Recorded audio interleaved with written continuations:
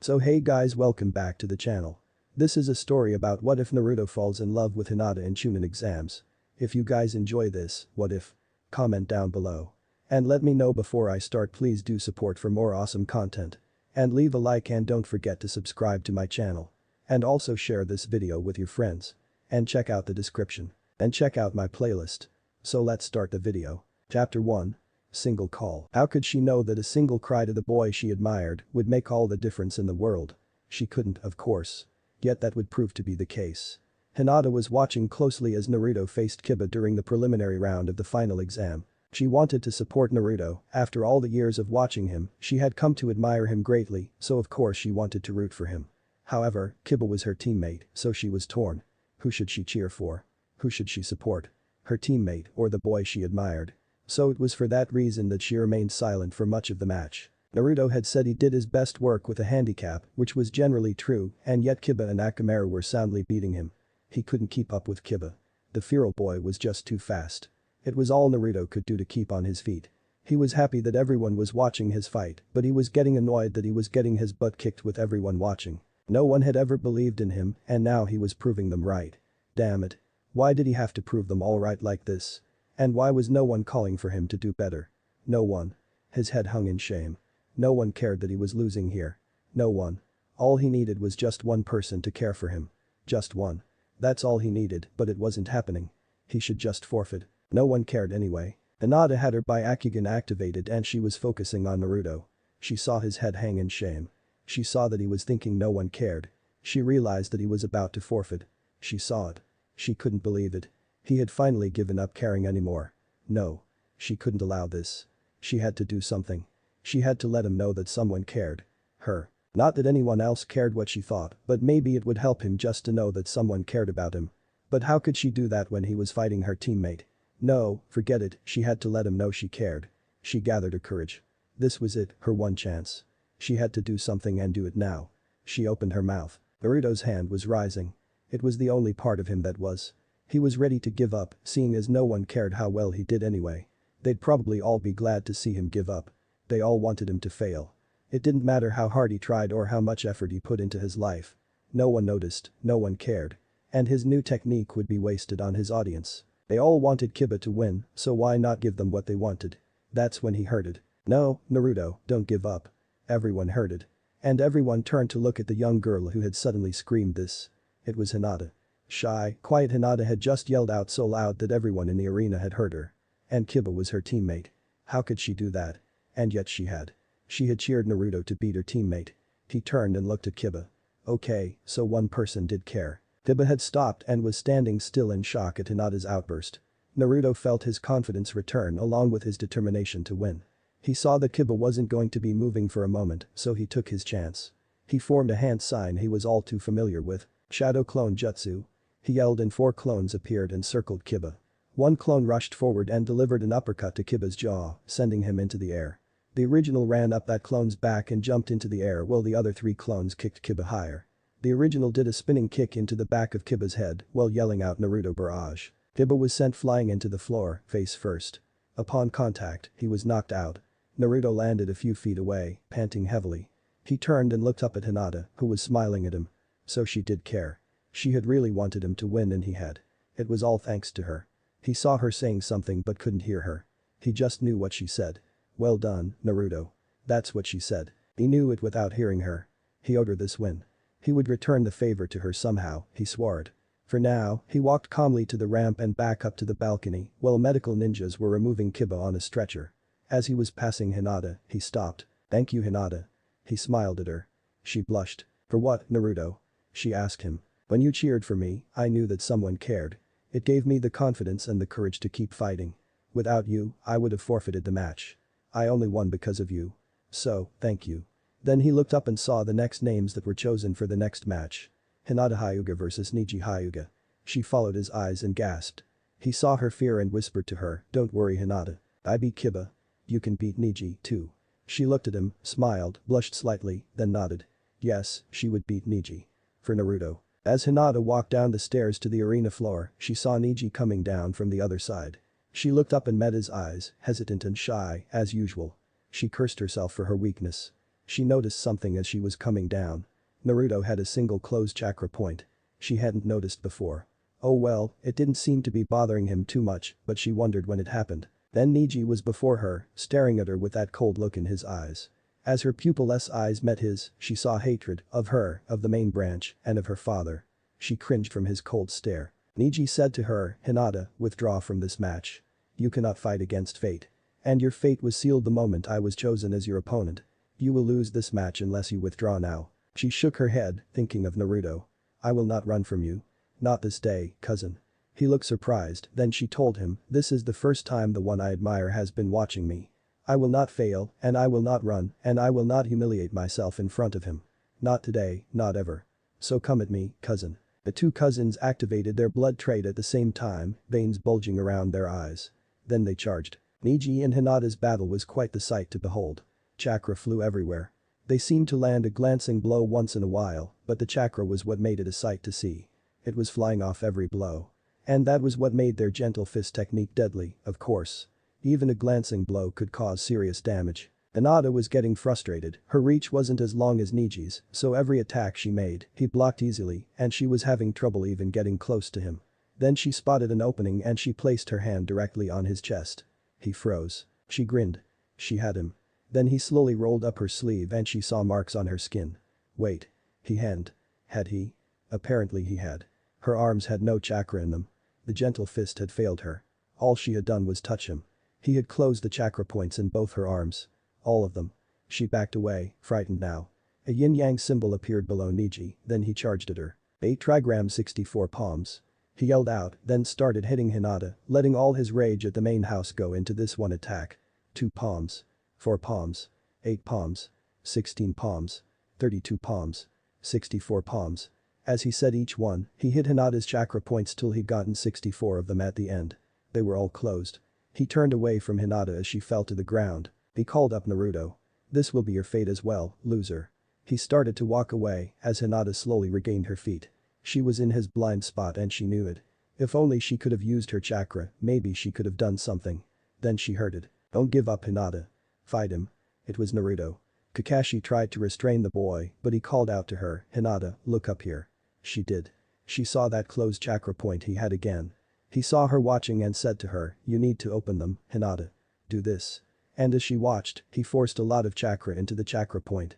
So he knew it was closed. As she watched, to her amazement, his chakra point expanded and finally burst back open. He seemed to feel a twinge of pain, but he didn't seem to mind as it stayed open. Neji wasn't watching that, he had deactivated his Byakugan. His mistake, Hinata thought. She followed Naruto's example. With her much better chakra control, it didn't take long till all of her chakra points sprang back open. She gasped, but damn it, it worked. Neji still had his back to her, his Byakugan off, as he turned to tell Hei to call the match. "I don't think so, cousin." The 8 trigrams yin-yang symbol appears below Hinata now. He turned at her voice and she saw him looking at her. She grinned and continued, "Your turn." 8 trigrams 64 palms. And she rushed at him, doing the same combo of hits he had done to her just minutes before. She turned off every single one of his chakra points in a single move. He fell to the floor, unable to move. She looked at Hade and told him, "You can call the match now." "He's done." Hade agreed and called the match. Hinata had won. Before leaving, she walked over to Neji and held a hand out to him. He took it slowly and she helped him to his feet.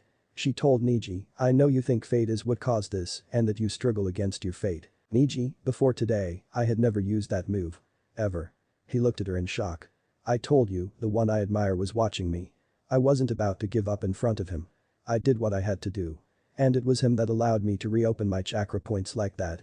While she was talking to him, she had moved them off the arena. She stopped at the bottom of the ramp. Then she looked at him and said quietly, "I'm sorry for hurting you, cousin." He looked even more surprised. Then she extended a hand to him. "Please, cousin, let's be friends, and together, we will fight your fate. I will get that seal removed from you one day, I swear it is a Hyuga." Neji was in shock. He had always thought the main branch members were nothing but his masters, yet here Hinata was, extending a hand in friendship and swearing to help him fight his fate and beat it. He slowly took her offered hand and nodded. Then she activated her Byakugan. He knew it. Now she was going to attack him again. But no, she extended her hand and touched him gently, barely even making contact. He looked at where she touched. Then she moved on. She was reopening his chakra points. He couldn't believe it. But she was. He smiled at her, a genuine smile, for the first time since his father died. Thank you Lady Hinata. Just Hinata, cousin, please. As I said, we're friends now. This was just a show of faith. I trust you. He nodded to her, bowing slightly as she continued, and no more bowing to me either. I told you, we're friends, equals. You're no longer my servant. He looked at her in shock, she just smiled. You're too kind, Hinata. Why are you so kind after I have been so cruel? He wasn't blind to the way he had been. He just hadn't cared before this. You have been blinded by Niji. I know the reason you are so bitter and I know the truth of it. Go, talk to my father, he will tell you now. Niji started to bow, but she shook her head, smiled, and pointed to where Hiashi was sitting. Niji made his way toward his uncle. When he arrived and asked about the truth of his father, Hizashi's death, Niji was presented with a scroll. He sat down in a seat and read his father's account of what happened. He looked up from it and got a third shock that day. Hiashi Hyuga, head of the family, was on his knees, his forehead pressed to the floor. Forgive me, Niji. I'm sorry for keeping this from you for so long. Please, sir, don't bow to me. I'm sorry for being so bitter toward you all for so long. From this day forth, I swear to you I will be a better family member to you all. Hiashi rose and smiled at Niji. Niji continued, and I will be as good a friend as I can to Lady Hinata. Hiashi jumped and looked at him in shock, but Niji just smiled and told him, she extended a hand to me in friendship, it is the least I can do to accept it. Hiashi smiled and nodded to Niji. Niji bowed a bit and the two parted, Niji returning to his team. Hinata, meanwhile, was on cloud 9. As she passed by Naruto, she mustered up all her confidence and spoke to him. He had answered willingly, and the two were now talking easily as they ignored the battle between Lee and Gaara. Lee had knocked away Gaara's gourd with one of his leaf hurricanes. After that, Naruto and Hinata had ignored it, talking easily to one another. Naruto smiled at Hinata and told her, thank you, by the way. She jumped and blushed. F4, what, and Naruto? He grinned at her, for calling out to me when I was fighting Kiba. I was about to withdraw, but then you called out to me. It was knowing you cared that gave me the courage to keep fighting and to win against him. She smiled at him. I wanted you to win, Naruto. I have watched you for so long, and I've always admired you for your courage. She was surprised it had gotten so easy for her to talk to him, yet it had. Her stutter was as good as gone.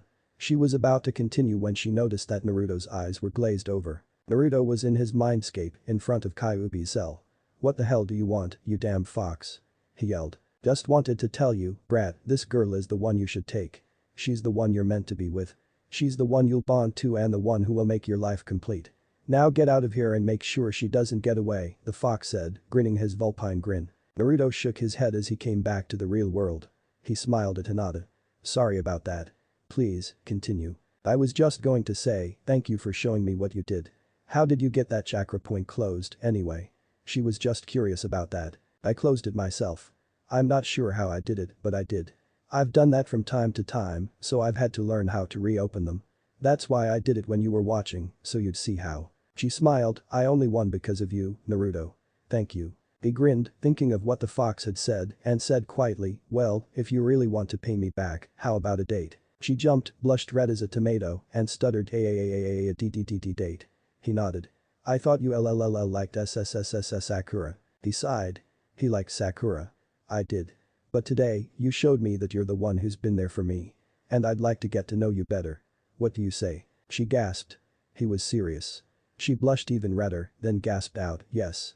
Just before fainting. She came to a few minutes later, then blushed again when she found herself in Naruto's arms. He smiled at her, then helped her to her feet. She grinned at him, still feeling shy, but very happy. I better get back to my team. When do you want to come get me for our date? She was stunned by the fact that she didn't stutter while saying that. How about tomorrow, say 6? She grinned and nodded, then went back to her team. Naruto turned and saw Sakura giving him an evil eye. What? She pointed at Lee's fight. Lee was kicking Gaara all over in the air, then suddenly he kicked him down, brought him back up, punched him hard and sent him flying into the ground. Without his sand, Gaara didn't stand a chance. He was out. Hey called the match. Lee had won. Everyone was shocked, but nonetheless happy for Lee. As it ended, Naruto looked back at Sakura, who was still glaring at him. What? Sakura, then Ino, then a few others came over and started telling Naruto that Hinata had been watching him since they started at the academy. He couldn't believe this, but they insisted it was true. But, that's 4 years. He gasped out. They nodded and Sakura told him, exactly, Hinata has been waiting and hoping for this for 4 years. So you need to make an effort to make it special for her. Ino interrupted. Come by the shop tomorrow, I'll have a bouquet for you. He smiled in thanks. He hadn't thought of that. He did, however, know where he was going to take her. He just had to let her know to eat beforehand, they weren't going to have time for that. He grinned, thinking ahead. Hinata, across the arena, smiled, thinking of tomorrow night. Neji smiled at Hinata, sincerely, happy to have her as a friend. Hiashi smiled at Hinata, proud of his daughter. And Naruto thought of what a difference a single call could make. Chapter 2. First date. Naruto arrived at the Hyuga compound, holding a bouquet of lilies. Ino had explained that they symbolized devotion and that they were Hinata's favorite flowers. That last bit in and of itself was enough of a reason for Naruto to agree to her choice. He had paid for them, suspecting Ino was giving him a discount, but he didn't mind that. It had taken Naruto a bit of doing to convince Hinata to let him pick her up at home. She was afraid her father wouldn't approve, but he had an idea. The night before, but if you come to my home. Father might. Hinata hesitated, not wanting to say what she was really afraid of. I know your father might see. That's exactly why I want to go there. She looked up at Naruto in surprise and confusion, but he continued, I intend to ask his permission to date you. I want to show him that I'm worthy of you and that I have nothing to hide. And that's the best way I can think of to do it. They had been discussing this for about 20 minutes now, and Hinata kept trying to tell him she'd meet him somewhere else, but he was insistent. Well, if you're sure it's a good idea, Naruto. He grinned and nodded. I'm sure, Hinata. I don't want to hide this. I'm proud of you, as your father should be, and he should want you to be happy, so if he sees that I respect you and that I will treat you well, I doubt he'll object. Hinata blushed deeply, then finally smiled and nodded as well. Yes, Naruto, you're right. I don't want to have to hide it either. And you. Her voice trailed off, Naruto looked at her, waiting, then she finally said, quieter. Just having you pay attention to me. Makes me very happy, Naruto. He smiled. At the Hyuga compound, Naruto smiled, thinking back on that. He felt very optimistic about tonight. He walked up to the door and knocked. It opened a moment later, and there stood Neji. Naruto saw the suspicious look in Neji's eyes, and he almost fled, but he stood his ground. Good evening, Neji. Neji almost jumped when Naruto addressed him with respect. Naruto even bowed to him. Neji had a look that would rival Hinata's blush, he wasn't blushing, but he was highly shocked to the point he almost fainted. Naruto grinned and asked, what, are you as much of a fainter as Hinata? Neji tried to glower, but couldn't quite do it since he was still so surprised. Instead, he opened the door further and gestured for Naruto to enter. Once he was inside, Neji closed the door, then asked, what can I do for you, Naruto? I was hoping to speak to Lord Hiashi, actually. While he was saying this, Naruto had set his bouquet down on a stand near the front door. Neji gave it an odd look, but Naruto didn't say anything about it. Neji bowed, rather awkwardly, then said, he is available, follow me please. With that, Neji walked down a nearby hallway. Naruto followed close behind. He heard Hinata's giggle as he passed one of the doors and knew she was there. He smiled. Then Neji stopped in front of a door, turned and looked Naruto up and down. Suddenly he realized something and had to ask.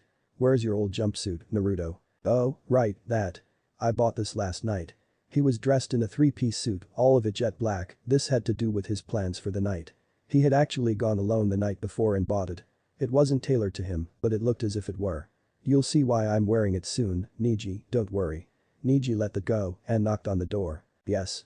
A voice came from the room behind the door. Lord Hiashi, you have a visitor, Neji said in his servant role. Alright, show them in. Naruto was surprised Neji hadn't mentioned who he was, but Neji just opened the door and entered before Naruto. May I present Naruto Uzumaki, sir? Neji gave a small gesture for Naruto to enter, and he did. Naruto bowed low to Hiashi, Neji then bowed and took his leave. Hiashi visibly jumped in surprise, not only at the name, but at Naruto's behavior. Well, this is certainly a surprise, Naruto. Hiashi's face showed no emotion, as usual. Inside, he was rather shaken by this development and insanely curious. What can I do for you, young man? Naruto straightened and stood straight, looking at Hiashi. I have come to you tonight to ask you a favor, Lord Hiashi. Hiashi couldn't quite contain a jump at this. Not only because the young man was being so polite, but he was asking a favor of him and calling him Lord, all of which he knew this boy in particular almost never did. And what favor could I do for you, Naruto? He was even more curious now, since this was obviously something the boy wanted badly if he was going to all this effort. I have come to ask your permission to date your daughter, sir. Naruto bowed again, deeper than before. Hiashi didn't realize what Naruto meant. His immediate thought was that Naruto meant Hanabi, which of course, Hiashi would refuse. He rose from his seat and almost yelled, she is several years your junior. Why in the world would you date her? Naruto looked at him in confusion and replied, she's the same age as me, sir. What do you mean? Hiashi almost yelled again, then stopped. Maybe he didn't mean Hanabi. Which daughter are you referring to, Naruto? Naruto looked almost as confused as Hiashi felt by now, but answered, Hinata, of course. Hiashi sat back down. Then he remembered something. Hinata had mentioned to him in passing that she had often hoped Naruto would notice her. Hiashi smiled. It seemed Naruto had finally done so. He couldn't help smiling at his daughter's fortune. She had earned the respect of himself, Niji, and her crush on the same day. He sat back and grinned, then decided to have some fun with the young boy. To clarify, he had decided just then to allow Naruto to date Hinata. I'm afraid I have to refuse. Naruto looked at him in shock, but Hiashi continued, hiding his smile carefully, unless, of course, you would be willing to show me you are worthy of my daughter. Naruto looked slightly afraid, but nodded, asking, what do I have to do, sir? Hiashi smiled. It is customary in the Hyuga clan to only allow people who have taken blood oaths to date or heirs or heiresses. He was making this up off the cuff, but he rather liked the idea. You would have to swear to never leave her, hurt her, or in any way cause her any mental or physical pain or anguish.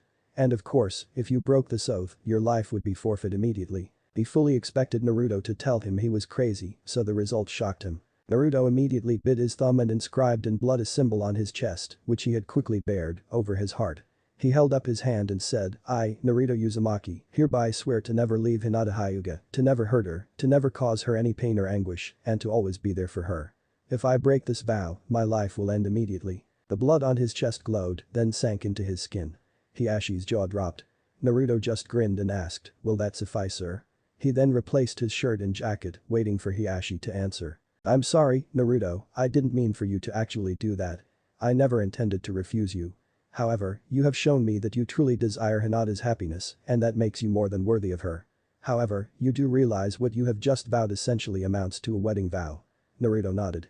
Are you sure you want to do that when you have not even gone on a date with her yet? He nodded again. I'm sure, sir. Hinata is precious to me, and I will protect her with my life. Hiashi nodded. Then I suppose I should go and get my daughter, shouldn't I? Naruto smiled, then bowed again.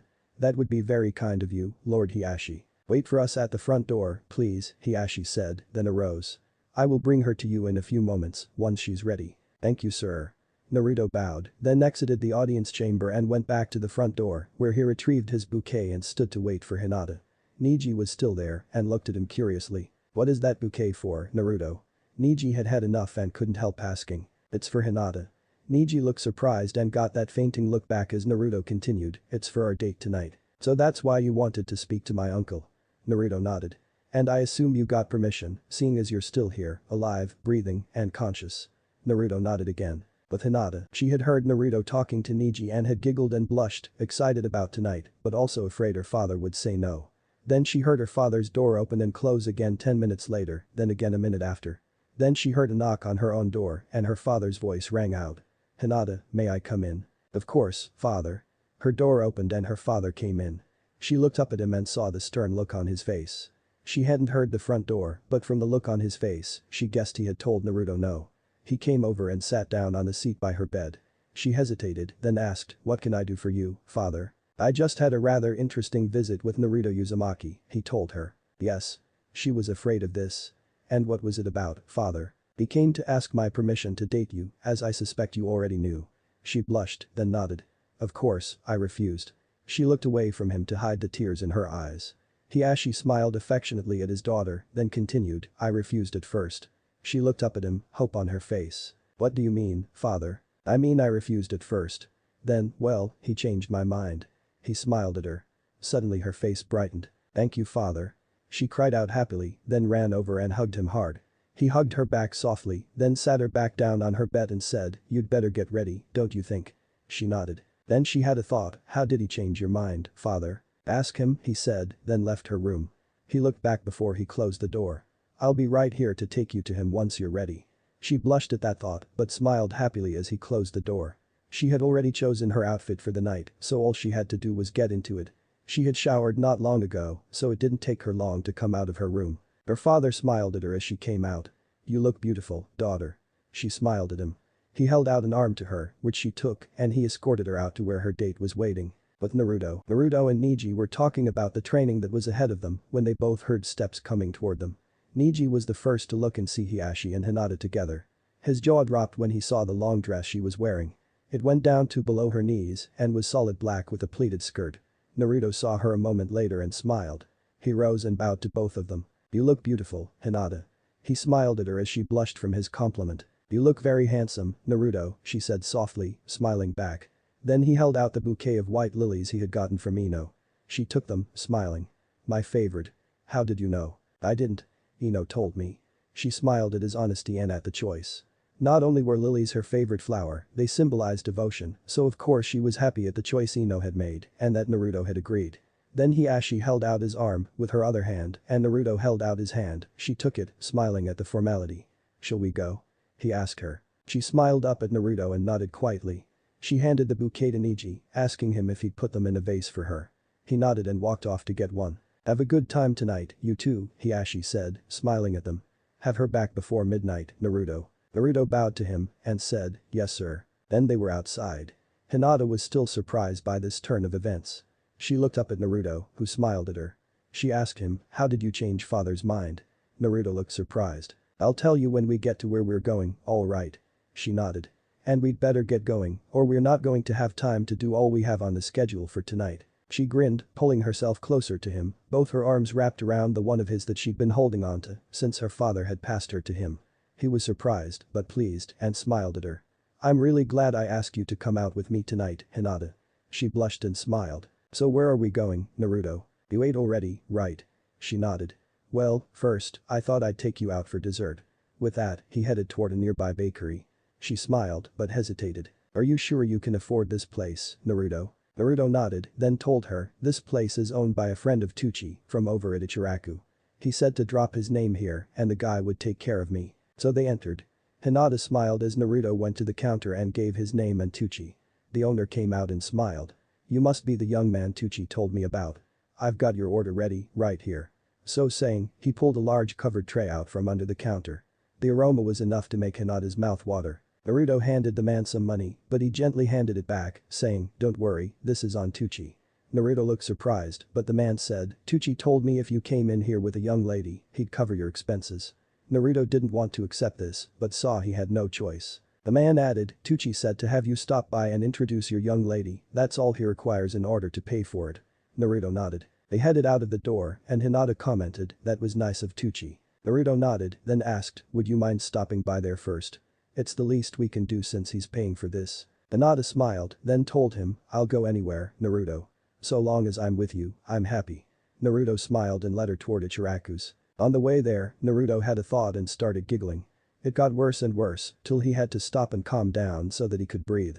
Hinata looked at him curiously and he told her, I just happened to think this will be the first time I've ever gone to Ichiraku's without actually eating anything. But just having you with me more than makes up for it. She smiled at him. That was high praise indeed, coming from him.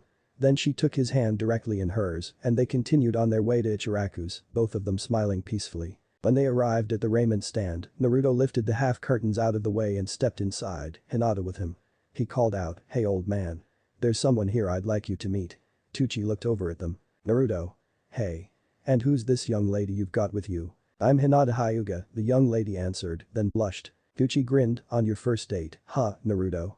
Naruto nodded proudly and Hinata blushed even redder. Tucci smiled at her, you look very lovely, young lady. She almost fainted, but fought it off. Thank you sir. She said, curtsying to him. Just then, AM came out as well. And who do we have here? She asked, smiling at Hinata. I'm Hinata Hyuga, Hinata said for the second time, curtsying to AM as well. It's nice to meet you Hinata. Then she turned to Naruto and decided to needle him. On your first date, huh? He nodded proudly. You treat her well, Naruto. A lovely young lady like this deserves it. He nodded again. I'd never do anything else, AM. They smiled at one another and AM winked at Hinata, who of course, blushed again. I went to that bakery you told me about and he said you'd be covering the bill as long as I came by and introduced you to my date, Naruto jumped in. Tucci nodded. Thanks, old man. This really means a lot to me. Tucci and AM smiled at their favorite customer. Do you want anything? I'd be honored to serve on your first date, Tucci said, smiling. No thanks, old man. We've already eaten dinner. And we're on a kinda tight schedule, so we need to get going, Naruto told him, looking somewhat chagrined. Tucci smiled. He wasn't hurt. Well hey, you have to bring her here sometime. Naruto grinned and nodded as Tucci added, it'll be a pleasure to get to know your young lady as well. Thanks, old man. Well, we better get going. With that, Naruto bowed to the two of them and Hinata curtsied again as they left the shop. Those two make a cute couple, Tucci and Ayam thought at the same time. They smiled, truly happy for Naruto. Naruto turned to Hinata and asked her, "Ready?" She nodded and he said, "Come on then." 10 minutes later, Naruto and Hinata arrived atop the 4th Hokage's head, atop the mountainside images. Naruto had his hands over Hinata's eyes to surprise her. She smiled, leaving her Byakugan off so as not to ruin it. As they arrived, he removed his hands and Hinata gasped. There was a table set up, with a checkered cloth covering it and a single candle lighting the area. She looked at her crush and he grinned at her, setting down the tray on the table. Then he came over and led her to one of the chairs and pulled it out for her. She smiled and sat down. He went around the table and sat across from her, then removed the lid from the tray. The aroma was making both their mouths water. Suddenly, Hinata realized what it was. Cinnamon rolls. How did you know, Naruto? She couldn't believe this. First lilies, her favorite flower. Now her favorite food, too. Was he reading her mind or something? He grinned. I asked Niji. He told me they're your favorite, so of course that's what I got. And I had the baker make them extra sweet, just for you. She couldn't believe this. Extra sweet was just how she liked them. Naruto reached over and cut the rolls. There were 6 of them in the tray, but they weren't small. He handed her one and took one for himself. Then he reached over and took her free hand gently in his, even though this meant he was eating left-handed. She smiled at his touch, then took her first bite and almost fainted from the taste. It was just that good. She loved it. But Naruto, this setting, all of it combined, it just seemed like a dream that was too good to be true, and yet here they were. She watched him take his first bite, somewhat slower than she had been, and as he chewed, she watched his face brighten. Wow, these are really good. I've never had them before. Naruto exclaimed, smiling. Hearing that, Hinata realized what was going on. Naruto had set all this up, bought her flowers, brought her to his special place, and bought her favorite food, even though he'd never even had them before. Wow. He was really going all out for her. She blushed at the thought and tears of joy sprang to her eyes. Something wrong, Hinata? He asked her. I was just thinking about everything you've done for me tonight. My favorite flowers, my favorite food, bringing me up here to your special place, that new outfit. You really are doing a lot to make this night memorable for me. And you even asked my father's permission to date me. She got up, walked over to him, and before she could lose her nerve, bent down to him and kissed him softly. Thank you, Naruto. He smiled, blushing slightly in surprise. I wanted this to be the best night of your life, Hinata. So I found out about you, your favorite food, your favorite flowers, and I wanted to look good for you, so I dressed up, too. And as for your father, that was easy. I just wanted tonight to be special for you. She smiled, sitting back down, then remembered what her father had said about Naruto changing his mind. So, how did you change father's mind, Naruto? You said you'd tell me when we got here, so tell me. As she was talking, Naruto had cut and handed her a second roll, seeing that she'd finished her first. He had only eaten half of his first. Well, your father told me there was a custom in your clan for when someone is dating the heiress.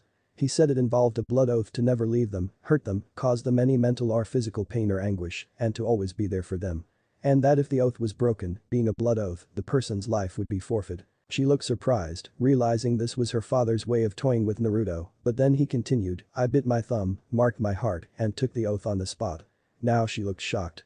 When I did that, he said I had shown that I truly desire your happiness, and that doing so made me more than worthy of you. Naruto, you know there is no such tradition, right?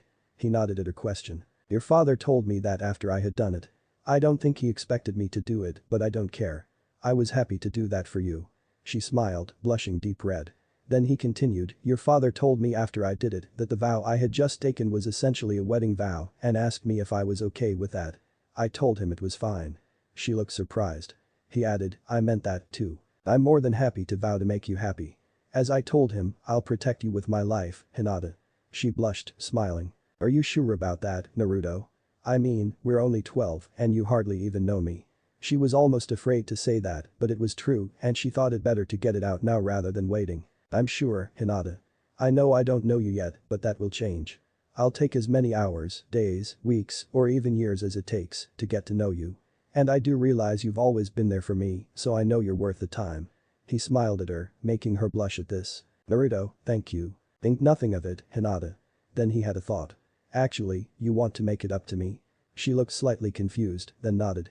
All right, then I have an idea. He leaned over and whispered something in her ear. She blushed but liked the idea, so she nodded. It would take them months to pull off his idea, but they smiled at one another and started making plans right away. A short time later, they sat together and watched the sunset. After it had completely disappeared, they finished the roll they each had and Naruto put the lid back on the tray, which still had 3 rolls in it, and handed it to Hinata. You can have the ones that are left, Hinata. You like them more than I do.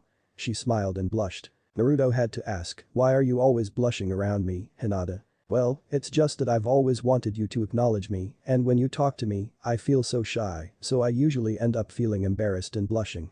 Why does it bother you? He shook his head as they were walking away. He looked back and released the shadow clones he had. The table, chairs, candle, and cloth all vanished. He had been using a shadow clone transformation combination. He laughed to himself, thinking how easy that cleanup was, then he escorted Hinata back home. When they arrived, he knocked on the door. While they waited, he kissed Hinata's lips gently so that when Lord Hiashi opened the door, she was blushing like mad. He bowed to her father and said, I have returned your daughter to you, as per our agreement, sir. He smiled and held a hand out to Hinata, who took it gently, then turned back to Naruto. Good night, Hinata. I'll see you soon. Naruto bowed. Good night, Naruto. I look forward to seeing you again soon. She curtsied to him. Naruto stood, then said, by the way, Hinata, how about we meet at the training ground tomorrow? I have something to show you. What time? She asked him. Oh, say, noon. That way we can train on our own in the morning and have the afternoon to train together. She looked at her father, who nodded. Yes, Naruto. I'll see you at noon tomorrow. They shared a smile. Naruto bowed to her and her father, then the door closed gently between them and Naruto went home. He slept well that night, smiling as he dreamed. But Hinata, how was your date, Hinata? Hiashi asked after Naruto was gone. It was great, father. I think this was the best night of my life, she said, smiling at her father. Then Neji came up, having heard her. Thank you, father, and you too, Neji. Neji looked confused, so she explained what had happened, telling them both everything. Her 2 family members smiled at her, then she curtsied to both, saying she was tired and should get to bed. Suddenly, she remembered the rolls and handed them to her father. She explained they were the leftovers and that she wanted to save them for breakfast the next day. He nodded and told her he'd take them to the kitchen for her. With that, she curtsied once more and practically skipped to her room. As she lay there, drifting to sleep, her mind went over all that had happened that day. She had never felt so happy. She had her first date, her first kiss, and both with Naruto. She fell asleep, smiling happily. Neither she nor Naruto realized it, but both of them fell asleep at the exact same moment. Chapter 3. New Jutsu. Naruto was waiting for Hinata at the training ground. He was early. This was rare for him, but not unheard of.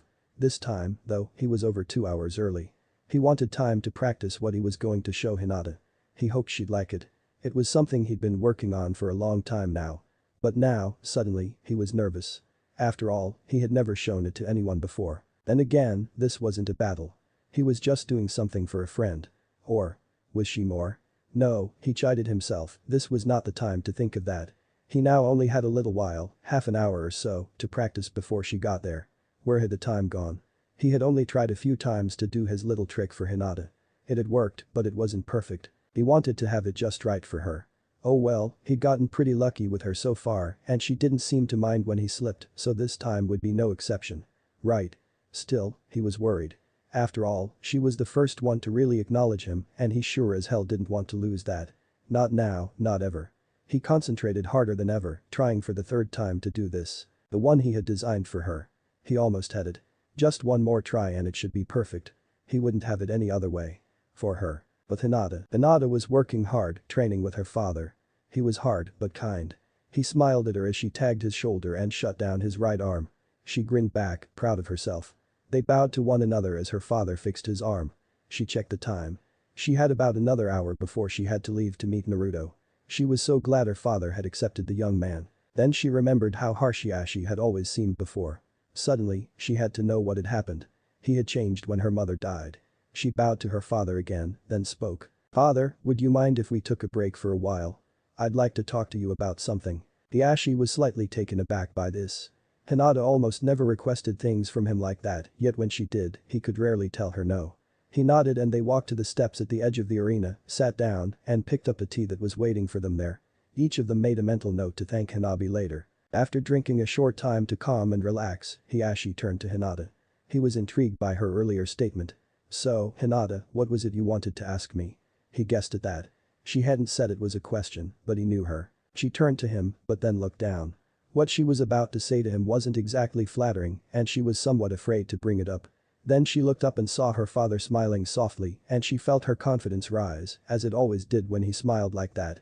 She smiled back, then said softly, so no one but he would hear, it's about when mother died. He looked surprised, but gestured for her to continue. She did.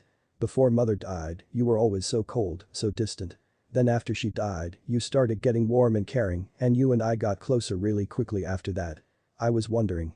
What happened? Hiashi looked startled and Hinata was about to withdraw the question, but he held his hand up. She fell quiet. Hiashi smiled softly to let her know she hadn't done anything wrong. Then he said, softly, I think it's time you found out what happened, Hinata. But first, how long do you have before you meet your date? I have about an hour before I should leave, father. He smiled, that was more than enough time to tell her, so long as she wasn't asking a ton of questions or interrupting all the time, which he doubted would happen anyway. I think that should be sufficient. He sat back and closed his eyes, letting the memories come to him. He smiled as the memories of his wife came to his mind. It was just after Hanabi was born, Hiashi started. Hinata waited, clinging on to his every word. Hiashi heard his wife was finally awake, but was not well. He went into her room immediately to see her. She looked up at him weakly, and he took her hand. He truly loved her. He had for a long time now. I'm not going to make it, she spoke softly, smiling. She was at peace, he realized. You're going to leave me? He asked her, hoping she'd say no, but she nodded and he knew she was really going to die. He could see her life force with his Byakugan and it was dim and getting weaker by the moment. He knew she'd be gone within the week. Then, he realized that this day was the last time he would speak to her. He gathered up his nerve, something he hadn't had to do for some years, and asked her, what would you have me do, my love? She smiled again, then took his hand in hers weakly before answering, you are always cold to our daughter. For me, my love, change the way you treat her. Be kind, train her, make her strong, but allow her to remain kind. Accept that in her. She is like me, and like me, she deserves your love. Give that to her and to Hanabi as well. Love them, for me, as I will not be there for them. Be there for them in my place. Hiashi stiffened. He wasn't very good at showing emotion with anyone but his wife, and here she was, asking him to open up and be caring, gentle, loving, and kind to their daughters. But this was her last request, and he saw in her eyes that she wouldn't back down. She was so strong, even in this moment of final weakness. That's why he loved her so much. Along with her kindness, she was very strong. Her gentleness did not make her weaker, either. It actually seemed to make her stronger. He knelt by her and told her, I will do what you have asked. I will change, take your kindness to myself and show it to Hinata and Hanabi. She smiled and closed her eyes. He knew it was time for him to go, so he did. It was, as he thought, the last time he would ever see his wife. So, Hinata, you see, I am doing this because your mother requested it. I have always loved you, but I never knew how to tell you so. After your mother requested that, I knew I had to do it, so ever since then, I have thought of what she would do and have done it myself. I'm just sorry I didn't show you my love from the start. Hinata smiled, happy that her mother had been thinking of her and her sister even in her final moments. Of course, she forgave her father instantly for having trouble showing how he felt before. She ran around the table to him and wrapped her arms around him. He hugged her back and both were happy that they were so open, so close to one another now. Each one smiled, neither knowing that the other was. Hiashi still had his eyes closed so as not to weep at the memories of his wife, and Hinata had her head on his shoulder, relaxed and safe in her father's arms. Eventually, Hinata pulled back and smiled at her father, who smiled back. On impulse, she did something she hadn't done since she was a tiny baby. She kissed him. Hiashi returned it, but was surprised. Pleasantly so, but still, he hadn't expected that. He smiled wider at her, then whispered, I love you, Hinata. And I'm very proud of you. Hinata smiled and hugged him again. I love you, too, father. She hugged him tightly as he held her and rubbed her back. They both felt the same way. Happy, open, safe together. All too soon, Hinata saw what time it was and pulled away again. I should go get ready. I'm meeting Naruto soon. Hinata. Hiashi said softly and Hinata stopped and looked at him. You want to marry that boy, don't you? Hinata blushed deeply, but nodded. She did desire Naruto. Always had. Hiashi looked at her and asked, if I arranged for it, would you be happy? Hinata jumped, looking at her father. It slowly sank in what he meant. He did have the power to arrange a marriage between her and Naruto, as her father and his clan head. She blushed, then whispered, I'll need some time to think about it. He nodded. I understand, Hinata. Just think it through. It's not like you're even of age yet. But understand that if you desire to marry him, having it arranged would be the best way to make sure it happens. She nodded, then bowed. I should go, father. I don't want to keep him waiting. I'll think about this and give you an answer as soon as I can. Hiashi nodded. Have a good time, Hinata. I love you. Neither of them knew it, but that was going to be a routine with them from now on. They had gotten closer, more open now. Hinata smiled. I love you, too, father. She bowed again, then left, smiling peacefully. As she smiled, thinking of how much like her mother she looked.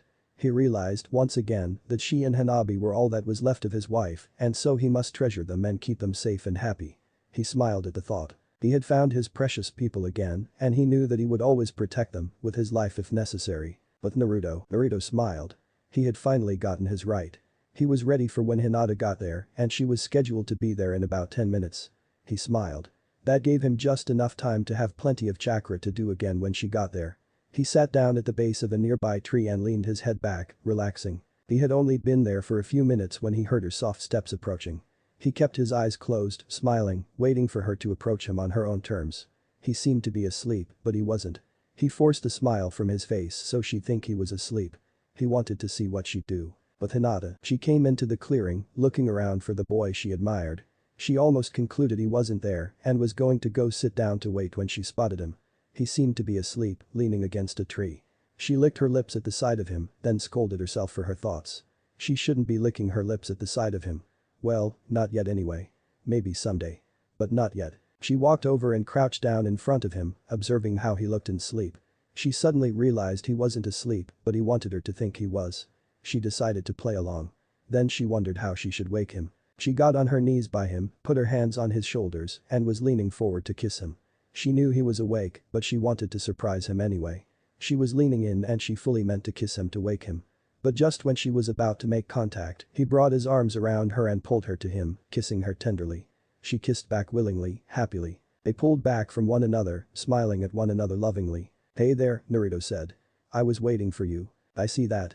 I thought you were asleep at first, but then I saw you shifting, and I knew you were awake. I just wanted to surprise you, she told him, smiling. He smiled back, then she remembered why they had met there. You said you wanted to show me something. He smiled and nodded. I made it, he told her. He didn't know how he had thought up this, but he wanted her to be the first to see it. He wouldn't use it if he had to battle her, so it didn't matter if she saw it before the finals of the exams. At first, he could only make it into a sphere, but that wasn't what he was going to show her now. Just to clarify, he's developed the Rasengan, but he doesn't know that yet. I've been practicing this for a while, and I wanted to show it to you. And don't worry, if we have to battle in the finals, I won't use this on you.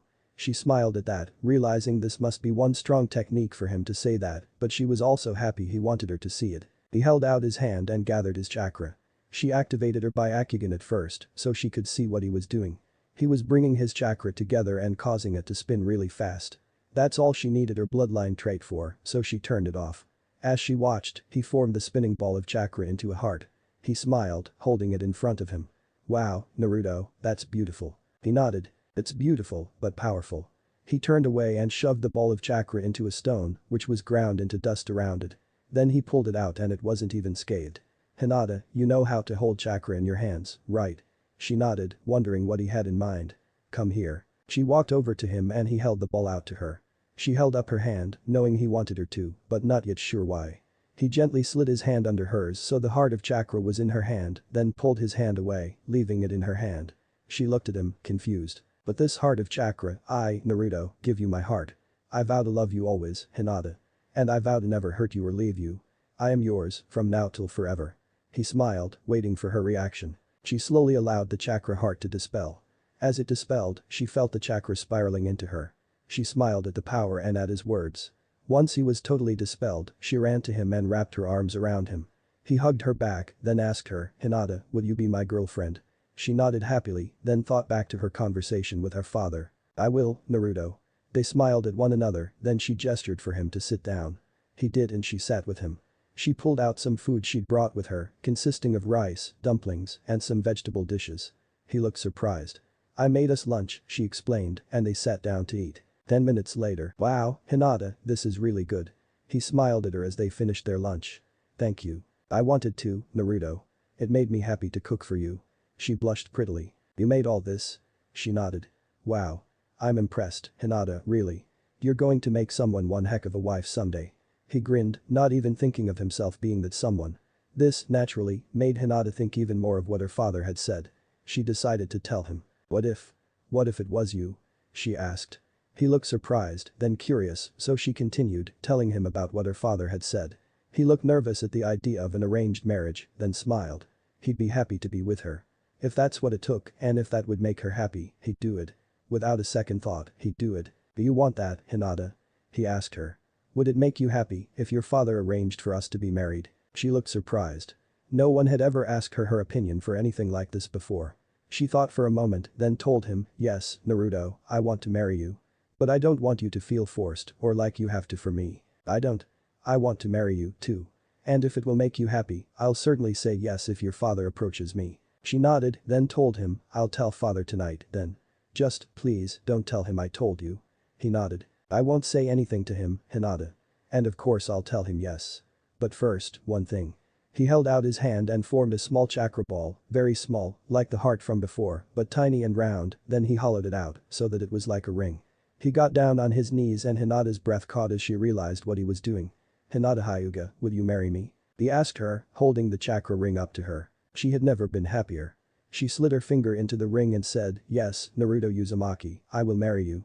As she said this, the ring dispelled itself into her, becoming part of her. There was a small mark around her finger where the ring had been. I'll get you a real ring when I can. She nodded at his assertion. She really was happier than she'd ever been. She was engaged to him, but no one could know yet. Soon, she thought to herself. Soon, everyone would know. She was slightly surprised that he was so willing to move so fast, but she didn't care. She was happy. But she had to ask. Why are you so willing to commit to me, so wholly, so fast? She asked him. She saw a flicker pass his eyes. Are you sure about asking that, Hinata? She nodded. I'm willing to do this because you're the first person to acknowledge me and accept me, and I'm not going to lose that, no matter what. They smiled at one another, then he continued, you've made me feel worthwhile, Hinata, and I promise I'll do everything I can to make that become love. And once it is, I'll always love you, and I'll never leave you. She smiled and blushed at the praise. I should be getting home. Father will be worried. Could you walk me home, Naruto? Of course, Hinata. He helped her pack up the dishes from lunch and handed her pack, then he took her hand gently and led her home, happy with how close they were to one another. 10 minutes later, at the Hyuga compound, Naruto approached the door and knocked loudly. He kissed Hinata softly as they waited. She blushed, and he laughed at how easily he had done this to her twice now. He decided then and there that whenever he was dropping her off, he would do this. It was so cute watching her blush. Then the door opened, and Hiashi was there. He grinned at his daughter's blush, guessing it was for the same reason as last time. He held out his hand. Naruto handed Hinata's hand to her father, who took it gently and bowed to the man, saying, I have again returned your daughter to you safely, sir. Hiashi smiled and said, indeed you have, young man. Naruto smiled and said, see you tomorrow, Hinata. She blushed, then nodded. I'll make us lunch this time. She smiled. And I'll see you soon as well, Lord Hiashi. I suspect so, Naruto. He turned to his daughter. Hinata, I need to speak to Naruto in private for a moment. Hinata nodded and left them, escaping into the building. Hiashi addressed Naruto again. Do me one favor, Naruto. What can I do for you, sir? From now on, when you bring Hinata home, always make sure to hand her over to me personally. I want to see to her safety. I trust you, but once she's here, make sure to give her to me and only me, okay? Naruto bowed. I will, sir. And I thank you for trusting me with your daughter. I will always honor her and you. He bowed again. Thank you, Naruto. Lord Hiashi bowed slightly. I'll see you tomorrow, after your date. Naruto nodded, then bowed again. I take my leave then, sir. Hiashi nodded, and Naruto left, headed for home. But Hinata had gone to her bedroom and was sitting on her bed. She wondered what her father had wanted with Naruto, but she knew it wasn't about the arranged marriage he had offered her, so she didn't think much about it. After a few minutes, she heard a knock on her door. Come in. She called. She was only slightly surprised when her father entered and sat in a seat by her. What can I do for you, father? Have you thought about what I asked you before you left this morning, Hinata? She nodded shyly. And, father, I would like you to ask Naruto if he'll consent to an arranged marriage with me. He was surprised by this, but he didn't show it. But, please, don't force him into it. I don't want him to feel like he has to. He calmed down. He knew his daughter well, and he knew she wouldn't want him to marry her out of obligation, pity, or because of anything he had done. I will see what I can do, Hinata. Just, please, don't get your hopes up too much. As you have requested, I won't force him. I hope for your sake, for your happiness, that he says yes. But Hinata, make me one promise. She looked at him, waiting. If he says yes, you must promise to do everything in your power to make sure he spends the rest of his life in happiness. Hinata smiled. I will make no such promise to you, father. But to him, I will make that promise the day he and I are married. Hiashi smiled and nodded. Well spoken, daughter. It is him, after all, that you must make the promise to, not me. My happiness or lack thereof will not change based on what you do with him. But I'm glad you said this, and I hope for both your sake and his, that he says yes. The next day, after Naruto and Hinata's date at the Hyuga compound, Naruto knocked on the door and it was opened immediately by Hiashi. He was slightly disappointed he hadn't gotten the chance to make her blush that day, but he decided to let it pass. Hiashi smiled at the young couple, then addressed Naruto. Could you accompany me to my office, young man? I have something to speak to you about. Naruto nodded, handed over Hinata, then followed him to the clan head's office. He stood before Hiashi's desk, waiting to see what this was about, though he thought he knew already. Hiashi sat down and started to rearrange a few papers on his desk till he found the one he was looking for. A marriage contract. He grinned at Naruto, thinking the weight would have made the young man nervous, but was surprised at the calm aura the young man exuded. He had to regain his composure somewhat before he could address the calm young man. Naruto, I have asked you to come here to make a proposition to you. Naruto nodded, waiting, letting Hiashi address this how he saw fit. I propose to arrange for you and Hinata to be married when she comes of age. Do you accept it? He looked at Naruto, hope and fear warring on his face. Naruto decided to get Hiashi back for his prank when he had been asking permission to date Hinata.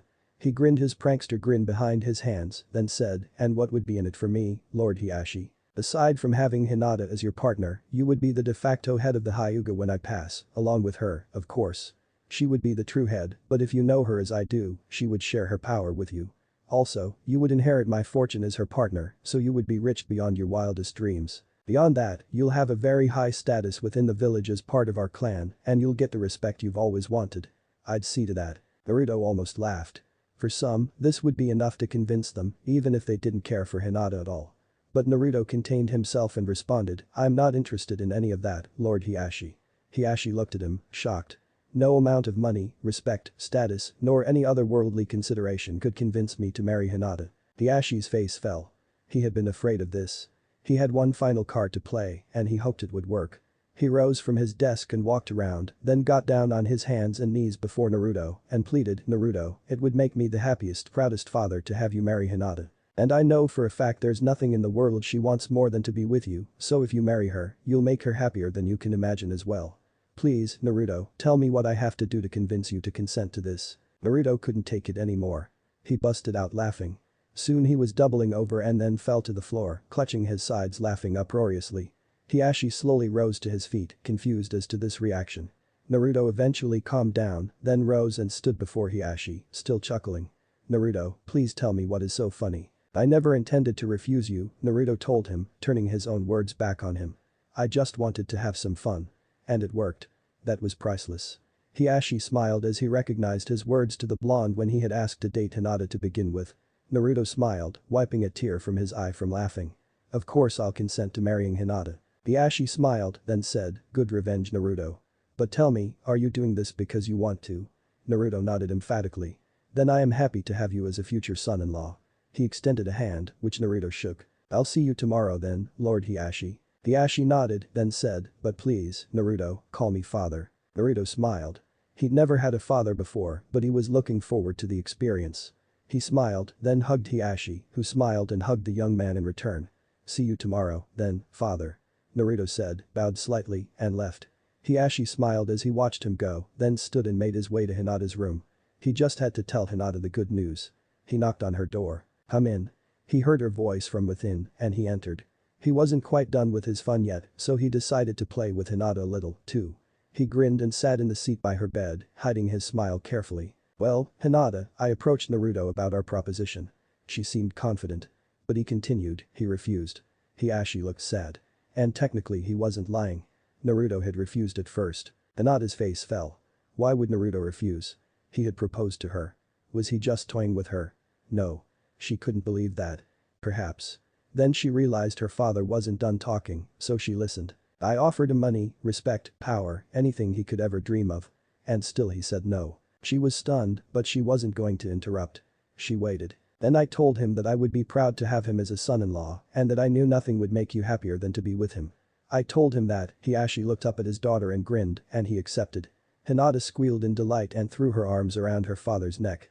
He hugged her back. I'm so happy for you, Hinata, and I love you. I love you, too, father, and thank you so much for doing this. I will be in your debt forever. Hinata was so happy. She had everything she'd ever dreamed of. Her father and her cousin respected her, Naruto loved her and was going to marry her, and her father had even gone to Naruto and arranged the marriage, so her clan and the village couldn't do anything to stop it. She had every dream she'd ever had, and they were all true. She laid back on her bed and fell asleep almost immediately, the happiest smile of her life on her face. Hiashi smiled at her, kissed her forehead, then left her room. His daughter's life was finally falling into place, and she was happy, so he was happy as well.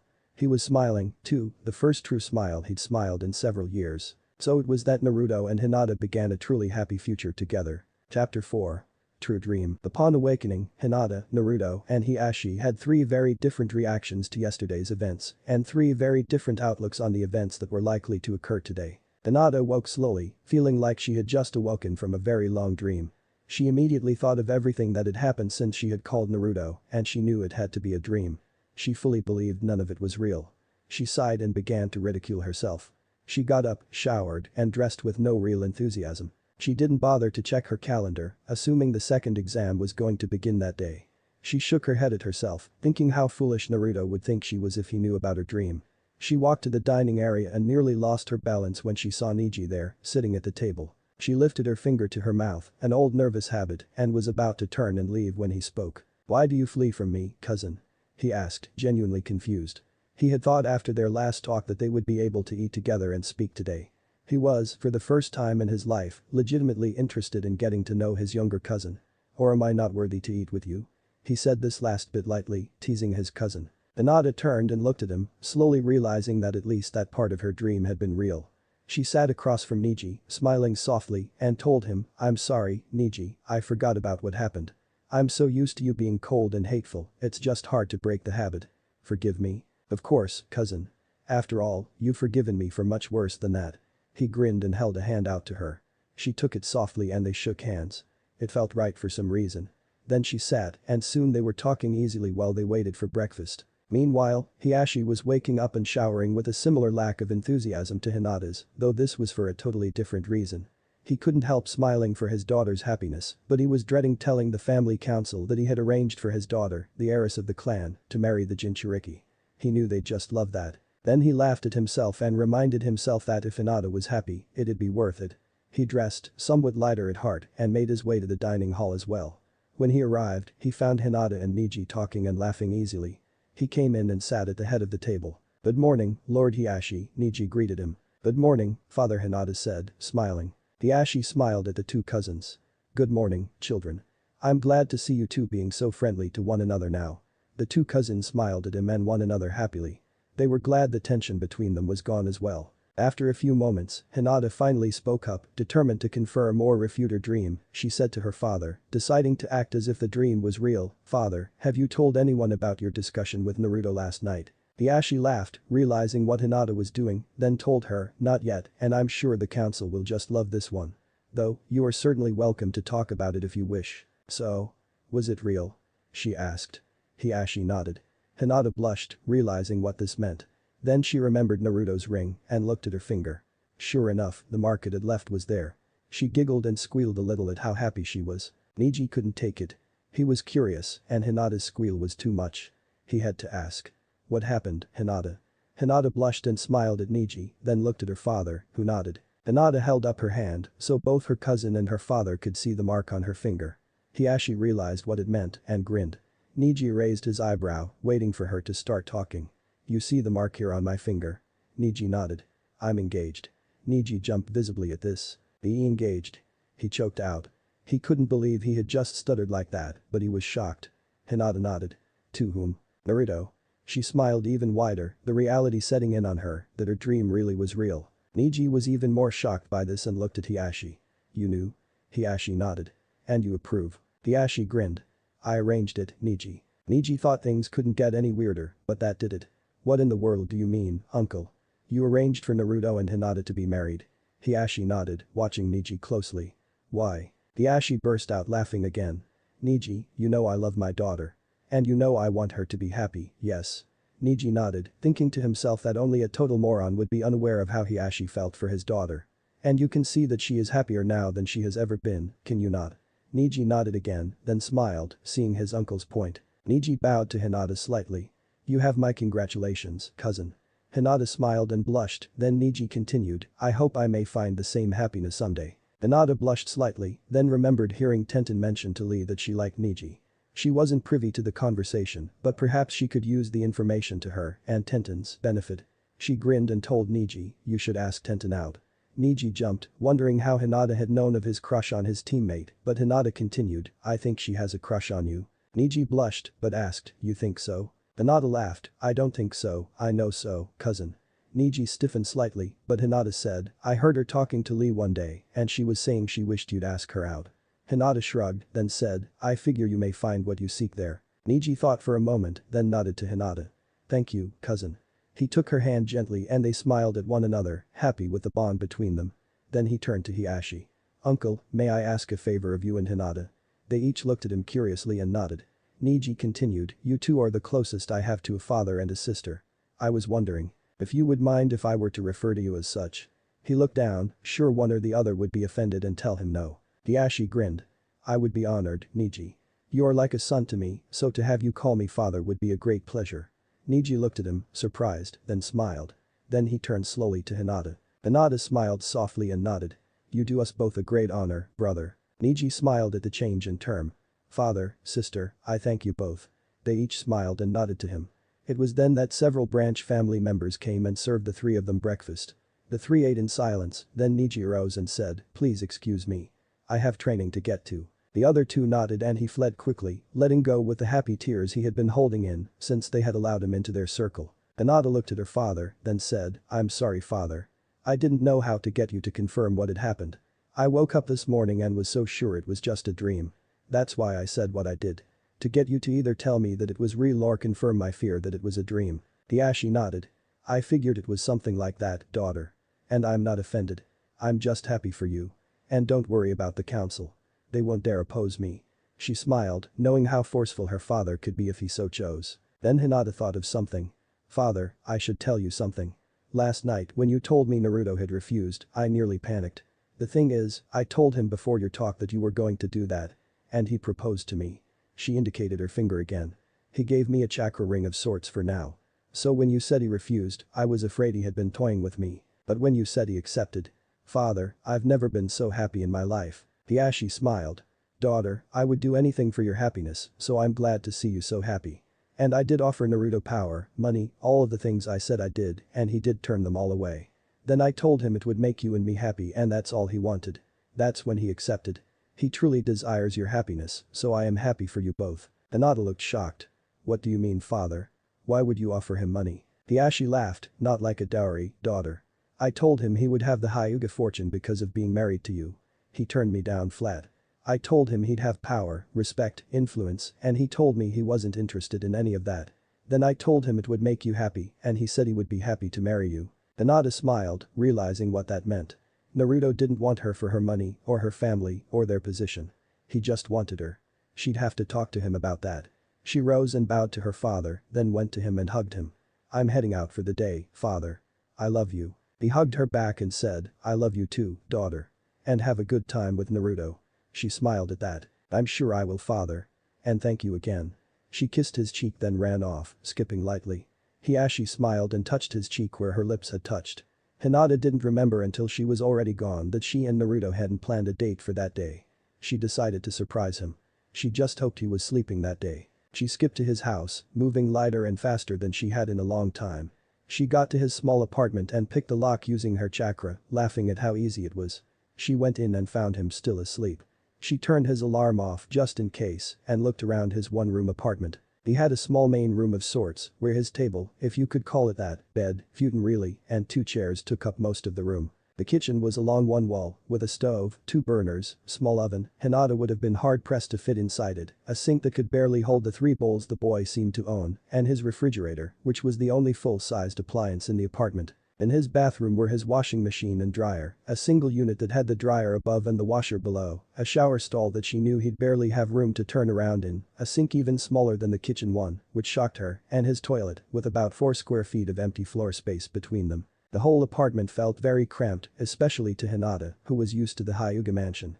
Hinata found the mess in the apartment was a bit much for how small the place was, but it wasn't much really.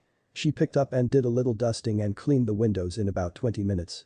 Then she checked what food he had and made him some breakfast. She was surprised he had food other than ramen, but she wasn't complaining. She threw his clothes in the washer, it filled, to her surprise, and turned it on. Everything was so quiet he hadn't even awoken yet. Giggling to herself, she set his breakfast on the table, then walked over and kissed his forehead.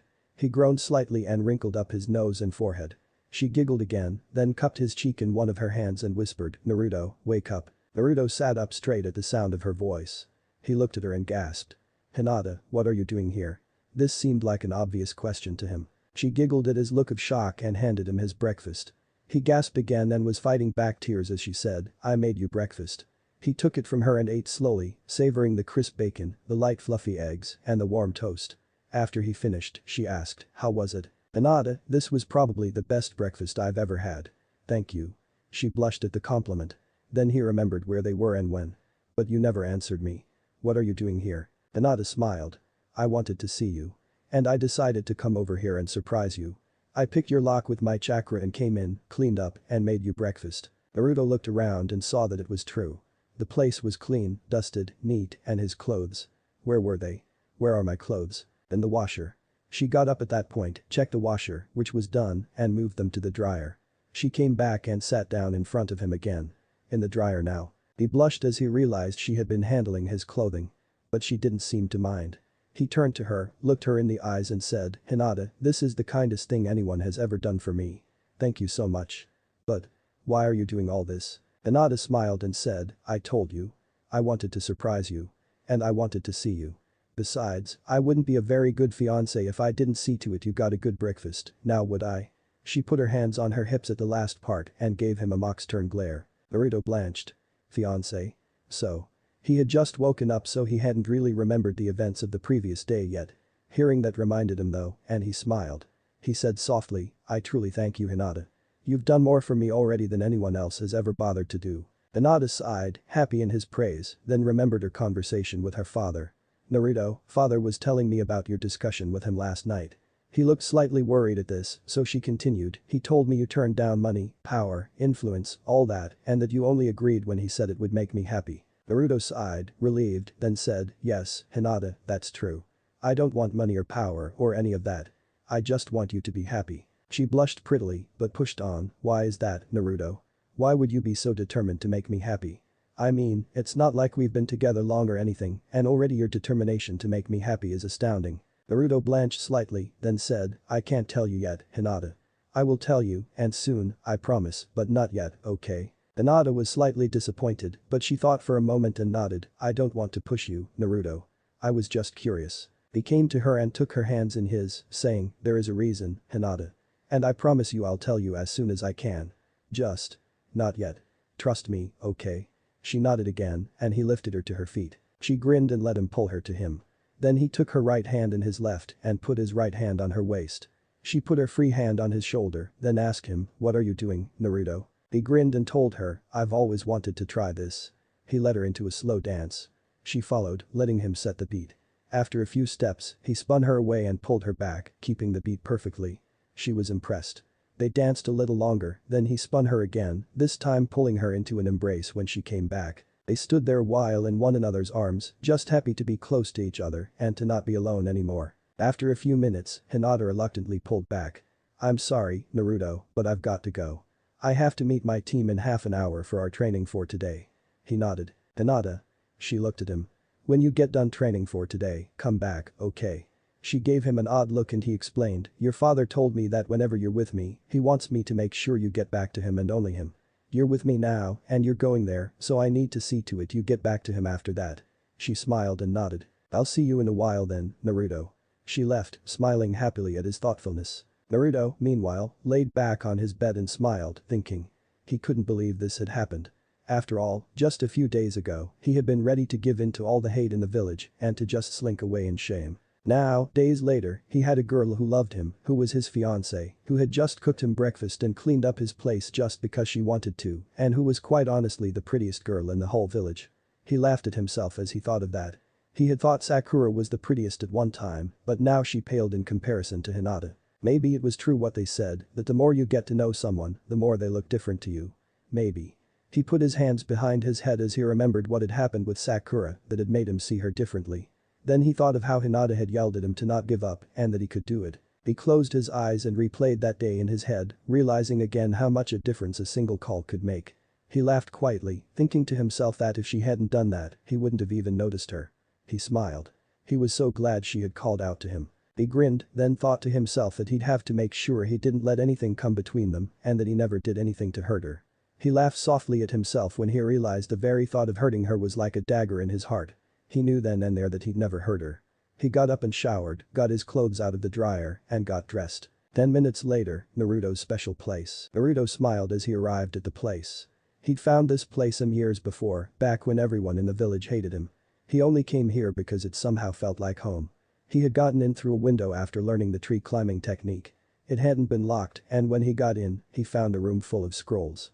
One of them had detailed that he had just recently shown Hinata. It was the only one in the entire collection with no name, so it was the first one he had learned. He had found a few wind-style scrolls as well and had been able to pick those up pretty easily, much to his surprise. Some were just ways to blow things away, literally, others were slicing moves, and still others allowed him to blow at the ground and push himself up or redirect himself in the air using wind.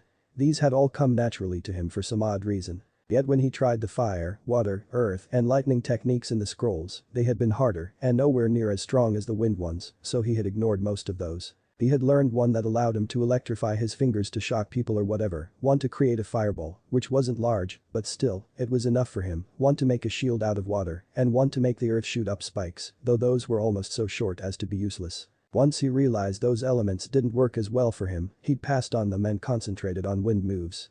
They cut, blew, and were good for both offense and defense anyway, so he didn't mind. Lately, he was working on trying to mix elements into his chakra spinning move, which he hadn't named yet. He had found 5 scrolls detailing how to manipulate each element and was using his spin move to try to do it. Wind chakra, naturally, he found easy to mix into the move. The other 4 were harder. Lightning wasn't too hard, fire was harder, water somewhat easier than fire, but not as easy as lightning, but earth was dang near impossible. Earth chakra was just too damn stiff to get into those spinning patterns, he'd managed it once, which was interesting to see. It made the chakra turn gold, but he couldn't keep it up very long. He did all this on his own.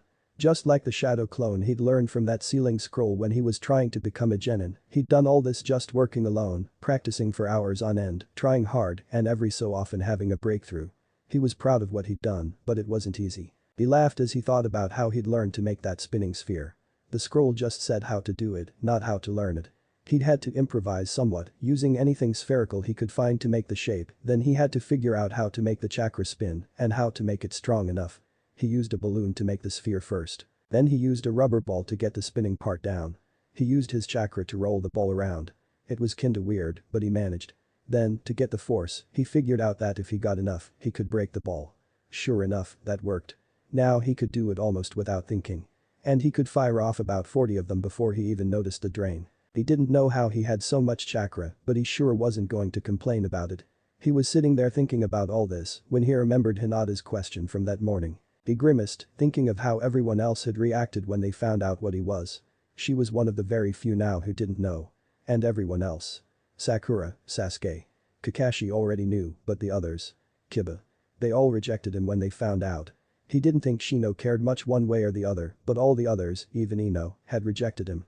He was afraid Hinata would too. But he knew he'd have to tell her sooner or later. Especially since she'd asked him why he was so willing to move so fast. As he was thinking about this, he didn't notice what he was doing, but he was changing the shape of the spheres he was holding in his hands. He held one in each hand while he thought. It helped him focus. The one in his left hand became the heart he had shown Hinata before, while the one in his right hand became a flat disc, much like a shuriken when it's spinning. That one was also getting smaller and sharper, and he was unconsciously adding wind chakra to it. Suddenly, he came out of his daze and looked at it. He thought for a moment, then threw it. He was somewhat surprised that it actually flew and didn't just dissolve, but he got the real shock when it hit the wall and went right through it. He used his chakra to repair the hole. He had learned a couple hole fixing, figured they'd be useful to heal wounds and the like, then looked out the window where the chakra shuriken hand sliced up about a dozen trees with glancing blows before slamming into a rock. The shuriken stopped, but the rock had a large cut in it. He was stunned. He hadn't even been trying to do that. About a mile from Naruto's special place, a large man with spiky white hair was peeking into the women's bath when he heard a loud crack, followed by a few sounds like trees being cut, followed by what sounded like a stone shattering. He jumped at the first, then thought hard about the others. He headed off in that direction, curious. After all, it had come from a direction where he knew only one house was, and that house wasn't exactly being used anymore. In a few jumps, he was within sight of the house, just behind the rock he'd heard. Sure enough, the trees leading from the rock to the house were cut up, and he watched as a hole in the wall of the house was repaired from within, obviously with chakra. Okay, what the hell was this? He headed over to the front door and used his key to get in. But Naruto heard a key in the front door turn and the door opened. He panicked. He'd been sure this place was no longer used. He was about to run when he heard it. Someone in here? A voice called out from downstairs before heading up to the room he was in. He couldn't get out fast enough, even if he'd wanted to. The door opened and a man stood there. Other than his white hair, he could have been in his 20s, but was more likely in his 40s. Naruto was shocked to find this man, who he had never seen before, standing here in this house. The man gave him a look and asked, "Who are you?" Naruto noticed the look. It wasn't the look everyone else gave him. It was a look of surprise and curiosity, not that cold stare everyone had when they looked at him. He hesitated. This man was old enough to know about him. Guessed. Should he tell him his real name or hide it? He decided to take a chance. "I'm Naruto. Naruto Uzumaki." "I thought so. You're the spitting image of your father." Naruto jumped, stiffened, then slowly, stiffly, looked at the old man.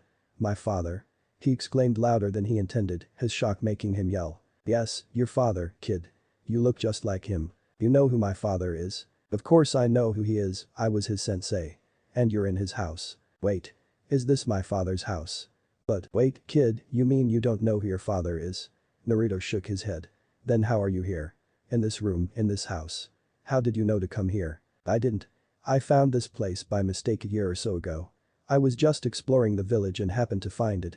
I had just learned how to climb trees with chakra, so I walked up and found this window was unlocked, and I came in. I've been kinda hiding out here, learning and stuff since then. I didn't know it was my father's place." "Wow. I'm impressed, kid.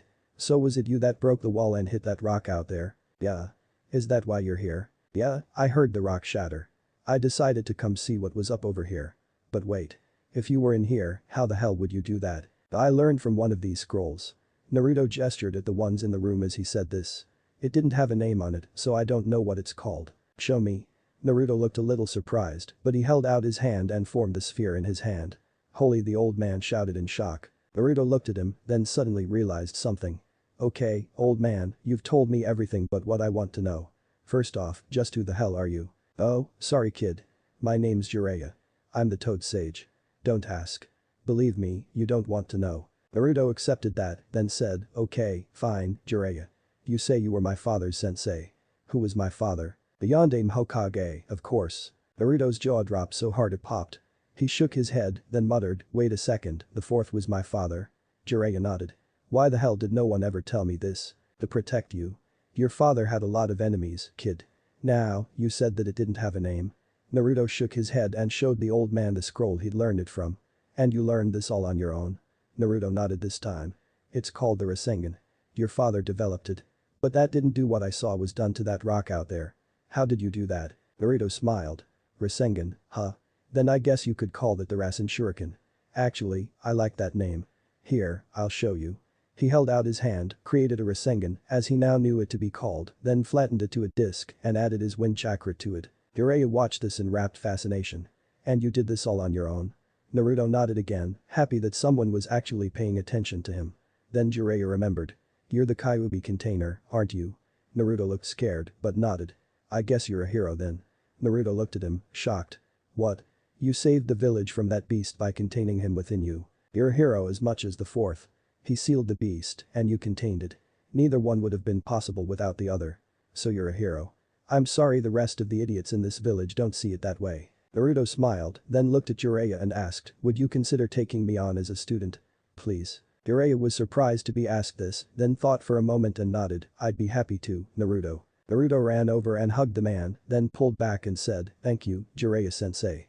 This means a lot to me." Jiraiya laughed, "Jiraiya-sensei, huh? It's been a long time since Minato called me that and no one has since. It's nice to hear it again." Naruto grinned and Jiraiya continued, "Okay, Naruto, I'll take you on as my apprentice. And you'll be my focus from now on." Let's go, let Sarutobi know. Naruto looked confused at the name. I mean the third, knucklehead. Naruto grinned and nodded. Half an hour later, Hokage's office. The third Hokage looked up when he heard a knock on his door. Come in, he said quietly. The door opened and Jiraiya and Naruto walked in. He grinned at Naruto, then looked at the man with him and his jaw dropped in shock when he recognized the Toad Sage. Jiraiya. Jiraiya nodded, yes, it's me, Sarutobi-sensei. What are you doing here? Are you looking for Orochimaru? Naruto looked at the third when he mentioned that name, surprised.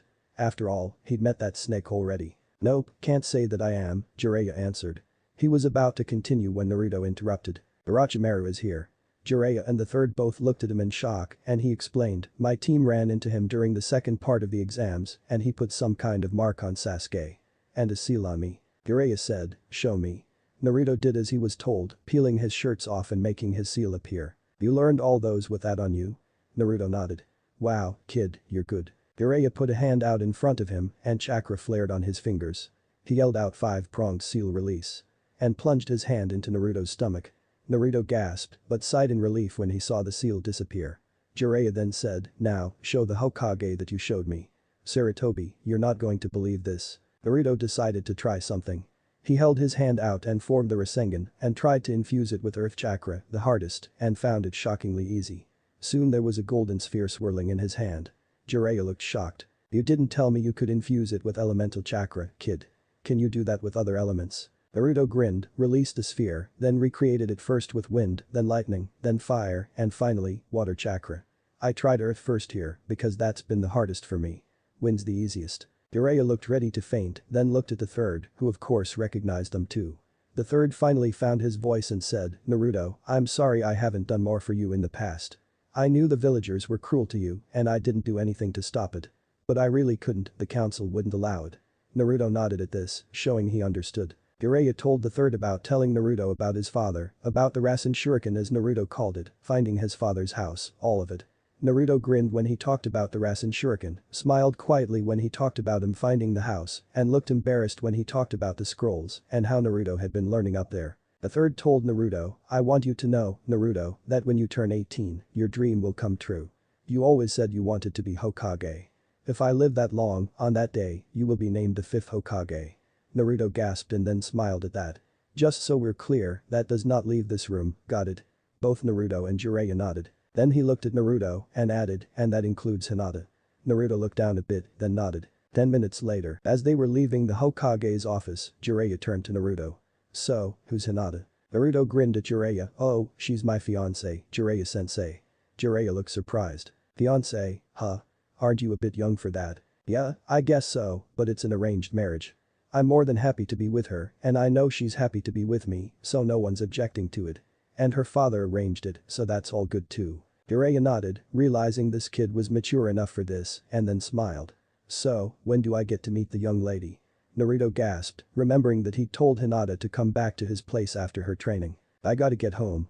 She'll be on her way there soon. I'm coming with you. I want to meet the young lady. Naruto nodded and ran off to his apartment, Jiraiya keeping up easily. After just a few minutes, they came into sight of Naruto's building. Just as they came into view of it, Naruto saw Hinata going in the front door. He gasped and ran around to the back and leaped to his balcony. Jiraiya followed as he opened the door there and they went in, just as there was a knock at his door. Naruto caught his breath quickly and went to open the door. Hinata was standing there, waiting patiently, when he opened the door. He pulled her in and hugged her tightly. She hugged him back, then they pulled away from each other and kissed gently. When they separated, Hinata saw Jiraiya and blushed. Hinata, this is my new sensei, Jiraiya, Naruto told her. Hello, Jiraiya-sensei, it's a pleasure to meet you, Hinata said, bowing. You as well, young lady. I can see why Naruto here is so bowled over by you. He grinned teasingly as he said this, and Hinata blushed deeper. Sensei, don't tease her, she's really shy, Naruto said, defending his fiancé. Hinata smiled at this. Okay, sorry. I didn't mean to embarrass you, young lady. Then Jiraiya smiled. So, you two are engaged, huh? She smiled and nodded emphatically. Naruto grinned and told him, I told you so. And believe me, it's not just her looks, I care about her for who she is too. Naruto put his arm around her waist as he said this. You'll see, sensei. She's a really sweet girl. Hinata, blushing at her love's praise, said, Naruto, you told me to come by so you could take me home. We should get going before father starts to worry. Naruto grinned and said to Jiraiya, "I'll be back in a little bit, okay, sensei." The old man nodded and Naruto left hand in hand with Hinata, smiling. They made small talk on the way there, Naruto telling her about his day, leaving out the Hokage's news, along with a bit about his father and him and the fox, and soon they were at the Hyuga compound. Naruto knocked on the door, then kissed her deeply, pulling back so she was blushing when the door opened. Niji was there. "Good evening, Niji. Could you let Lord Hiashi know that I'm here, please?" Niji nodded and went to get his uncle. A moment later, Hiashi was there. "Hello father, I'm here returning your daughter to you, as per our arrangement." Hiashi smiled. "I didn't know she was with you, Naruto." Naruto grinned, thinking of that morning. "But I thank you for returning her to me." He held out his hand and Naruto handed Hinata's hand to him. He took it gently and led Hinata into the house, then smiled at Naruto. "Have a good evening, Naruto." Naruto nodded and they parted. Naruto went home, while Hinata went to her room and Hiashi went to the meeting room where the council was waiting for him. Naruto arrived back home 15 minutes after leaving and Jiraiya grinned at him, "Did you have a good time with your girl?" Naruto gave him a confused look and Jiraiya groaned, "You mean to tell me you two are virgins?" Naruto realized what the old man meant and snapped, "Of course we are, you old pervert. We're only 12. Jiraiya laughed. Naruto glared. "Alright, pervy sage, knock it off." Jiraiya glared at him but couldn't deny it, so instead, he changed the subject, hoping the nickname wouldn't stick, "Fat chance." "Naruto, you've been training alone for a long time, I see." Naruto nodded. "I may not be the best teacher out there, but I'll try to help you with anything you want to learn. First, I need to see how good your chakra control is. What shapes can you make with the Rasengan?" "Well, I've only tried a few. I made a ring out of it for Hinata, and the sphere of course, and the shuriken from earlier. That. And one more." "Show me." Naruto grimaced, but formed the Rasengan heart he'd made for Hinata. Jiraiya was stunned by this.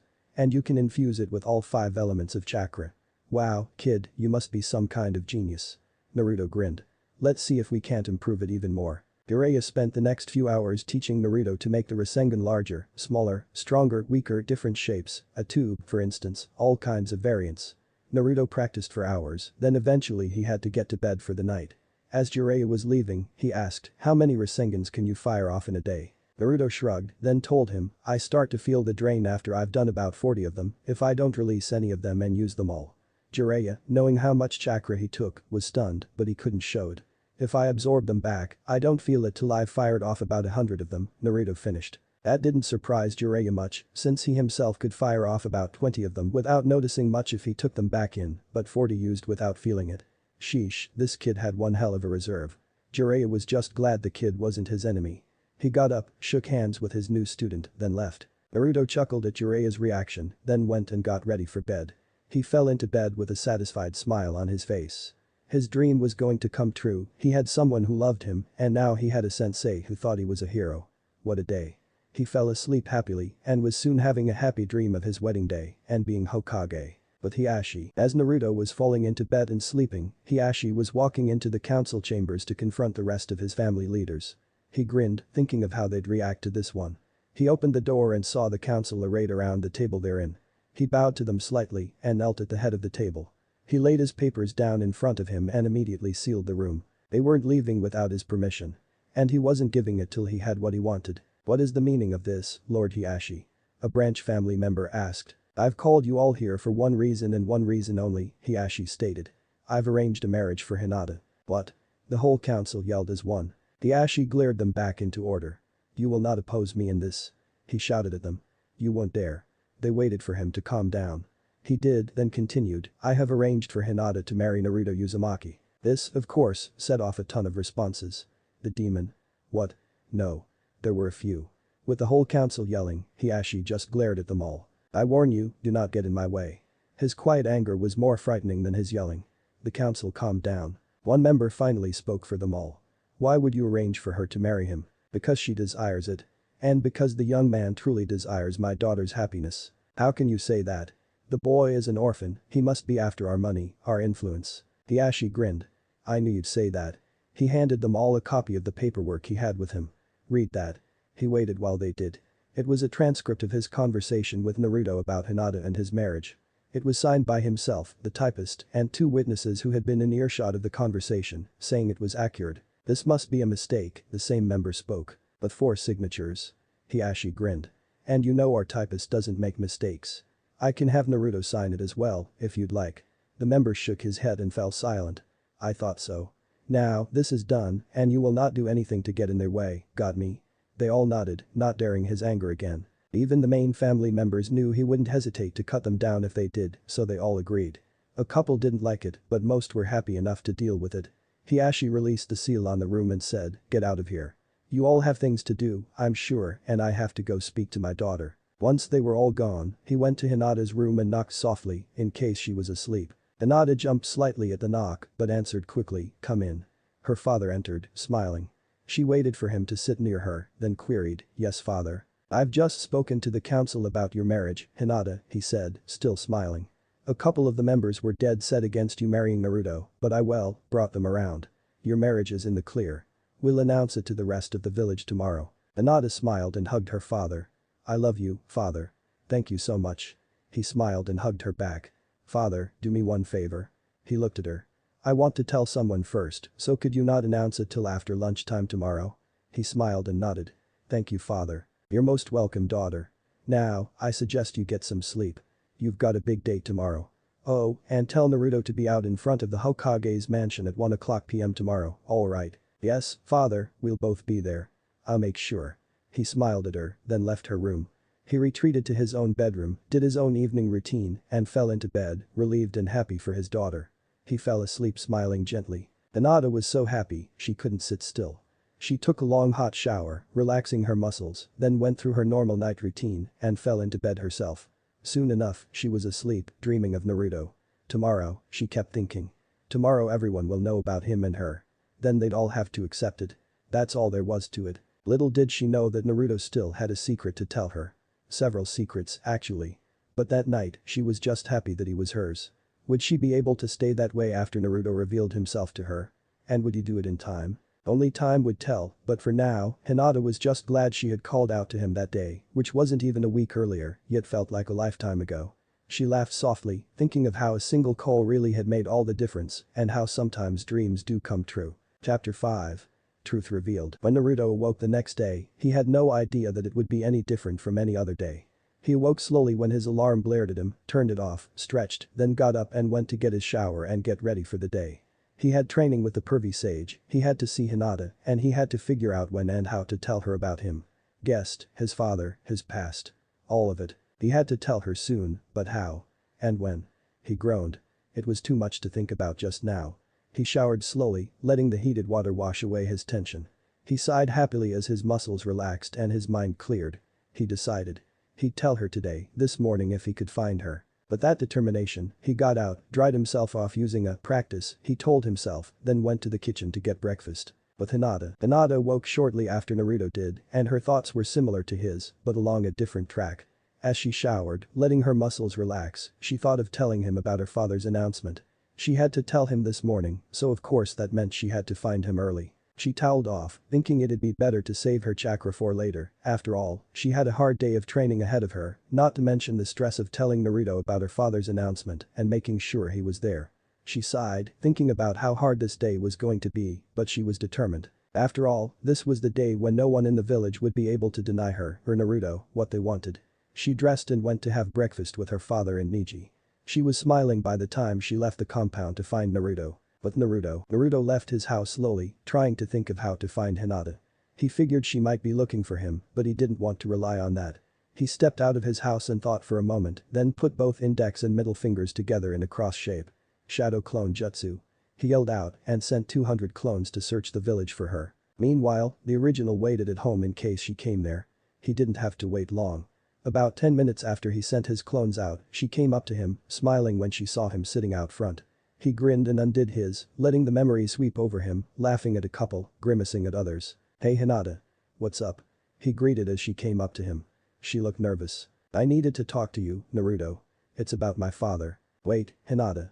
I have to tell you something first. You know how I told you no one in the village had ever accepted me before you?" She nodded. "There's a reason for that. And I know the reason." She looked at him, waiting. "You know the story about what happened 12 years ago, right? The Kyuubi attacking the village and the 4th Hokage defeating it." She nodded, wondering what that had to do with anything, but of course she knew of that story. Who didn't? Well. The story that goes around, about the 4th killing the demon. Well, it was. Slightly exaggerated. She looked confused but nodded encouragingly to let him know she understood and to go on. He didn't kill it. It's a demon and no human could ever kill it. He defeated it by sealing it in a newborn infant. After that, the third Hokage made a law that stated that no one could speak of what really happened. He wanted to protect the one who contained it from the hate of the village. But he failed. His voice trailed off somewhat. She smiled lovingly and he sighed. Hinata, the child he sealed the demon in. Was me. She looked surprised. Hinata thought for a minute, then came over and hugged him. She hugged him harder than she ever had before. He was surprised, but he hugged her back. Eventually, she spoke. So you're the one. He looked at her, confused. You saved us. Me, my father, Niji, all of us. You saved us. He smiled. First Jiraiya, now Hinata. He sighed. He finally had people who accepted him. A sensei. And a fiancé. He hugged Hinata tenderly and rubbed her back as she cuddled close to him, neither one caring who saw. After a few minutes, Hinata pulled back and looked at him. I almost forgot, I have to tell you something. Naruto smiled, then said, let's go up to my place. I want to give you something. Then we can talk about it, okay? She nodded and he took her hand and led her up to his apartment. He opened the door and let her in gently. He sat down on his futon and she sat on one of the chairs, looking nervous. He smiled, forming a small Rasengan in one hand, like the one he used for her ring. He hollowed it out, making the ring again. So, what's up, Hinata? She blushed, watching what he was doing. It's about father. He nodded. He's going to announce our engagement to the village today. He got the family council to accept it last night. And he's going to announce it to everyone today. He smiled and nodded. While she talked, he was tinkering with his chakra in the ring in his hand. He had figured out he could make things wood-like by combining earth and water, so he was tinkering with other combinations. He was currently trying to combine earth and air. That didn't do much. It just cancelled itself out and the ring fell apart. He gestured for her to continue. When father told me last night, he asked me to make sure you were there. I told him I would, and he said to have you outside the Hokage's mansion at 1 o'clock. So meet me here at 1:45, okay? We'll have lunch and then go over there together, alright? While she said this, Naruto had created another ring, mixing earth and fire this time. This time, what he wanted to happen did. The earth chakra melted and turned metallic, then he concentrated hard and the chakra ring became a real ring. Hinata's eyes widened as she saw this, even as she talked. Naruto grinned, then came over to her and handed her the now real ring, sliding it onto her finger. I told you I'd get you a real ring when I could. She nodded. And sure, I'll see you here a little before noon. And Hinata. She looked at him, hoping against hope he was going to say what she thought he was going to. He did. I love you. I was thinking about all you've done for me and how you've been here for me and all that. And I love you. She blushed prettily. I love you too, Naruto. I'm glad you were able to tell me before father's announcement. She took his hands in hers and kissed them gently. He turned her up to face him and kissed her lips softly. She responded willingly and they stayed that way a few moments, then separated, smiling at one another. Then she got up and said, I have to go. I have training this morning and you have to meet with Jiraiya-sensei, don't you? He nodded and she smiled at him. I'll see you soon. I love you. I love you too. I'll see you at lunch. She turned and left, smiling to herself. She went to her training grounds and worked on her taijutsu until lunchtime. Naruto, meanwhile, headed off to his father's house. He was smiling, his real smile, the one he'd almost forgotten he had until Hinata. Upon arriving in the room where the scrolls were, Naruto was pleased to find Jiraiya waiting for him. I'm not used to having a sensei who actually arrives on time, he commented as he came in. It's a major improvement. Jiraiya laughed. I told you I'd be here, Naruto. Now, what do you want to work on today? Actually, first I want to show you something, then I have something I want to ask about and we'll go from there, fair? Jiraiya nodded. Naruto formed a Rasengan. Then he added earth chakra to it, then mixed it with fire and formed a steel ball. He handed it to Jiraiya. Jiraiya looked at the ball in surprise. He had never heard of anything like this. The kid had turned his chakra into a physical thing. Naruto told him about the ring, mentioning that it was a different metal, he didn't know it, but he had made a ring out of pure white gold, then asked his question. Could it be possible to have more than 2 elements mixed together in the Rasengan? Could I maybe have all 5 in it? Jiraiya thought about that. I guess it's possible, though I've never known anyone who could wield all 5 elements easily enough to do that. I want to try, Naruto said. But if it gets dangerous, I need you to take it from me so I don't get hurt. Jiraiya nodded. Naruto added, by the way, why would wine be the easiest one for me to use? Jiraiya was surprised by that. I guess that you must have a natural affinity for wind. That would be your basic element, if you will. Naruto nodded, not quite getting it, but he got the idea. He formed a Rasengan again, pumping wind into it first. It turned green and glowed a little in his hand. He made the ball smaller so it would still fit in his hand once all 5 were in it. Then he added fire. Then earth. By then it was an odd shade of gray with an orange tint. When he added water, he was afraid the fire would go out or something, but it turned a shade of yellow instead, all 4 elements mixing together in the sphere, which was still small enough to easily fit in his hand. Then he added the final element, lightning, and the sphere glowed white. He grinned. I'm impressed, kid. Don't let that go just yet. Naruto nodded. Try to form it into your Rasen Shuriken. Naruto nodded and concentrated for a minute and sure enough it formed into the flat disc. Jiraiya pointed at the wall. Throw it as hard as you can. There's nothing that way for a mile, then there's the spring, which is empty right now. Naruto did as he was told. The 2 heard wood being cut, stones shattering, and then a splash as it slammed into the hot springs. Then nothing, as the disc was stopped by that. Naruto grinned at Jiraiya. How was that, pervy sage? Jiraiya laughed at the affectionate nickname and ruffled the kid's hair. I'm impressed, kid. You've already surpassed me. Your father too. But I think there are some things I can still teach you. Naruto grinned, eager to learn. He and Jiraiya spent the next few hours working on seals, wind, fire-wind combination, earth, and even water. Naruto soaked it up like a sponge. He had never been given the time of day before, so to have someone teaching just him like this was a dream come true for him, and he was determined not to waste the opportunity. He worked hard, learning everything Jiraiya could throw at him, and just when he thought he was getting down, the old man would add something to it to keep him pushing himself and trying new things.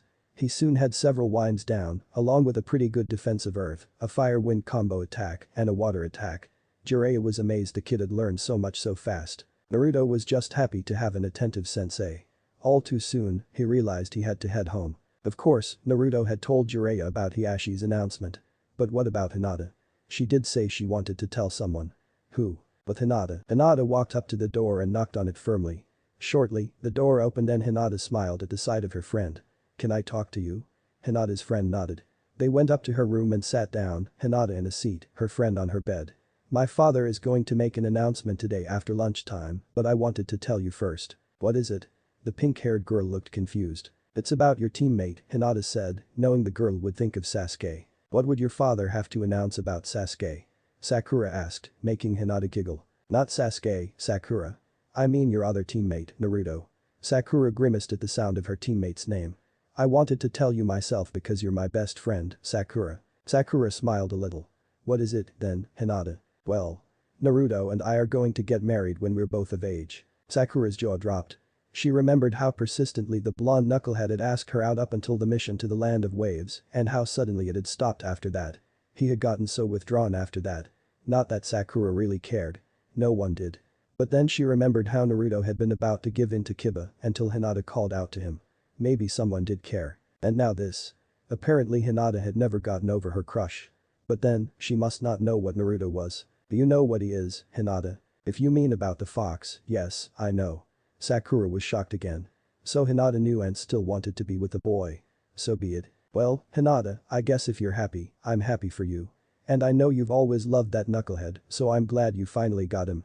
Hinata smiled and hugged Sakura. The two of them had gotten close after Sakura had come back from the wave mission, and now they were best friends.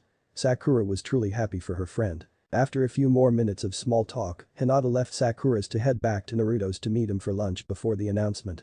She was smiling as she walked. She had been nervous telling Sakura, but she was glad her friend had accepted it. With Naruto waited in his apartment, lunch ready. For when Hinata would come. He didn't have to wait long. He had just finished setting everything up for them when he heard a knock at the door. He opened it and smiled. Hey Hinata. Come in. Lunch is just ready.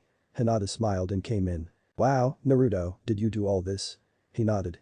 It wasn't a large meal, but it had taken a while to set it all up. He had the table draped in a long tablecloth, really a transformed shadow clone, and a single candle lighting the table, small sandwiches on a large tray, mixed juices to drink, apple and orange mixed, he had mixed them himself, a finger tray of fresh vegetables. Easy, cool, and simple, yet it was a feast to her. She was happy, and he was happy because of it. They sat together and ate, Hinata fiddling with the ring he gave her from time to time. Naruto saw this and smiled. You're excited, Hinata? She nodded. Me too. I'm just so happy being with you, and now the village will have to accept that we're together. She nodded again, smiling. I love you. I love you, too, Naruto. Her voice sent pleasant chills up his spine as she smiled at him.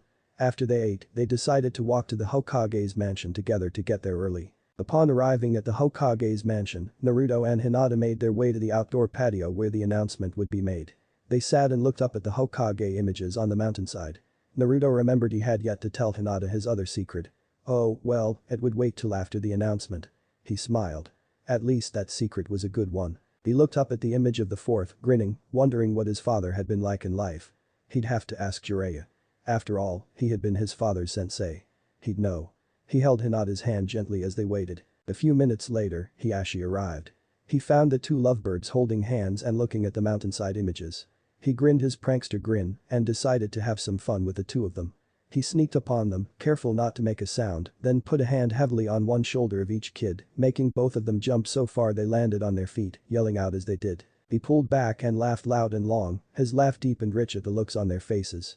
After getting over their initial embarrassment, the two kids laughed along with him till all three of them were holding their sides and had tears falling from their eyes. Just then, the third Hokage came out and saw them laughing. He came over and said, "I'm glad to see this joyful day has already gotten such a good start."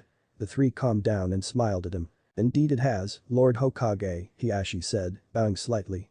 "This day will indeed be a joyful one if all of the village greets this couple with the same open arms I have shown them." The Hokage laughed at Hiashi's optimism, but then said seriously, "Don't let the villagers' reactions put a damper on this day. You should all be very happy. This is indeed a joyful occasion and one to be celebrated." All three responded at the same time, "Thank you, Lord Hokage." The third smiled, proud of his villagers, or at least these three. He could tell the two kids had a strong bond already. It was about this time that Hiashi saw Hinata's ring. "Daughter, I don't believe you had that ring when you left this morning." Hinata smiled and showed it to him. He saw it was pure white gold after a moment, then turned to Naruto. "How did you come to afford that, young man?" He didn't really care, he was just curious. "I made it, father," Naruto replied. "When I asked Hinata, she saw me do it." Hinata looked at her father and nodded. "I used my chakra to form it." Hiashi and the Hokage were both impressed by this, but neither really showed it. Naruto didn't care, he was proud of himself. He held Hinata's right hand gently, happy to be close to her. Hiashi and the Hokage smiled at the two kids, happy they had found love so early in life and proud of the two for being so mature. Soon, the villagers started to arrive on the square below. Some were there because they had been told Hiashi had an announcement, others because the Hokage had summoned them there, and still others had just followed the crowd. Only Sakura knew what was coming, and she only knew one part. No one there knew Jiraiya was going to show up and make his own set of announcements. When the Hokage got up and started to address the assembly, Naruto turned to Hinata. "Hey, Hinata," he whispered. She looked at him and he gestured at the mountainside images. "Do any of them look familiar?" As he asked this, he set his face in the same expression as the image of the fourth. Hinata looked from Naruto to the images and slowly she noticed there was one that did. "The fourth. You look a lot like him." Naruto smiled. "He's my dad," he told her. She gasped, then smiled at him. "You're teasing me, aren't you?" she asked. "No, not at all. Jiraiya told me he was the fourth sensei and that he was my father." "Truly?" Hinata smiled at this. She was even happier to be with Naruto now.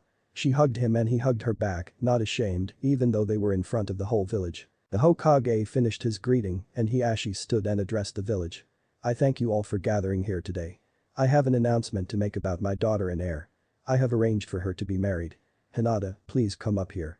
Hinata stood and joined her father, a happy smile on her face.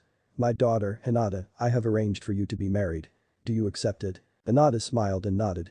"Then would her future husband please come and join her?" Naruto rose and joined Hinata, taking her hand again. "Young man, Naruto, do you accept Hinata as your future bride?" Naruto smiled, "I do, sir." Suddenly, the villagers were very vocal. A few of the kids just smiled, Shikamaru for instance, while others, Ino for one, shrieked in envy that Hinata had her guy before they did, and still others cheered Naruto for getting such a beauty so early. Kiba was jealous of Naruto, but he was determined to set that aside and give the knucklehead a chance, for Hinata's sake. Naruto and Hinata just smiled, realizing that even if they yelled, the villagers were getting used to the idea and accepted it. Naruto pulled Hinata closer and put an arm around her shoulders, smiling at her. She smiled back and they were about to go and sit down when Hiashi finished his statement. "That's all. I wanted to make this public knowledge so that no one could stop this marriage. My daughter's happiness is hereby assured." He was turning away to allow the Hokage to release the assembly when suddenly there was a rather large burst of smoke. As it cleared, the villagers gasped as one. Jiraiya was there, standing where Hiashi had been just moments before. Jiraiya glared at the villagers, then turned to the third. "May I, Lord Hokage?" The third nodded and Jiraiya turned back to the villagers with a very angry glare fixing them all. "How dare you?" he yelled at them. He pointed at Naruto and gestured for him to come back there. He brought Hinata with him, not sure what was going on. "This young man has suffered your indignities, your beatings, every evil thing you have done to him, and he has never fought you back. He dreams of being Hokage one day, and you've all told him he's worthless. Do any of you know who this young man is?" The few who knew who Naruto was looked down, but most shook their heads.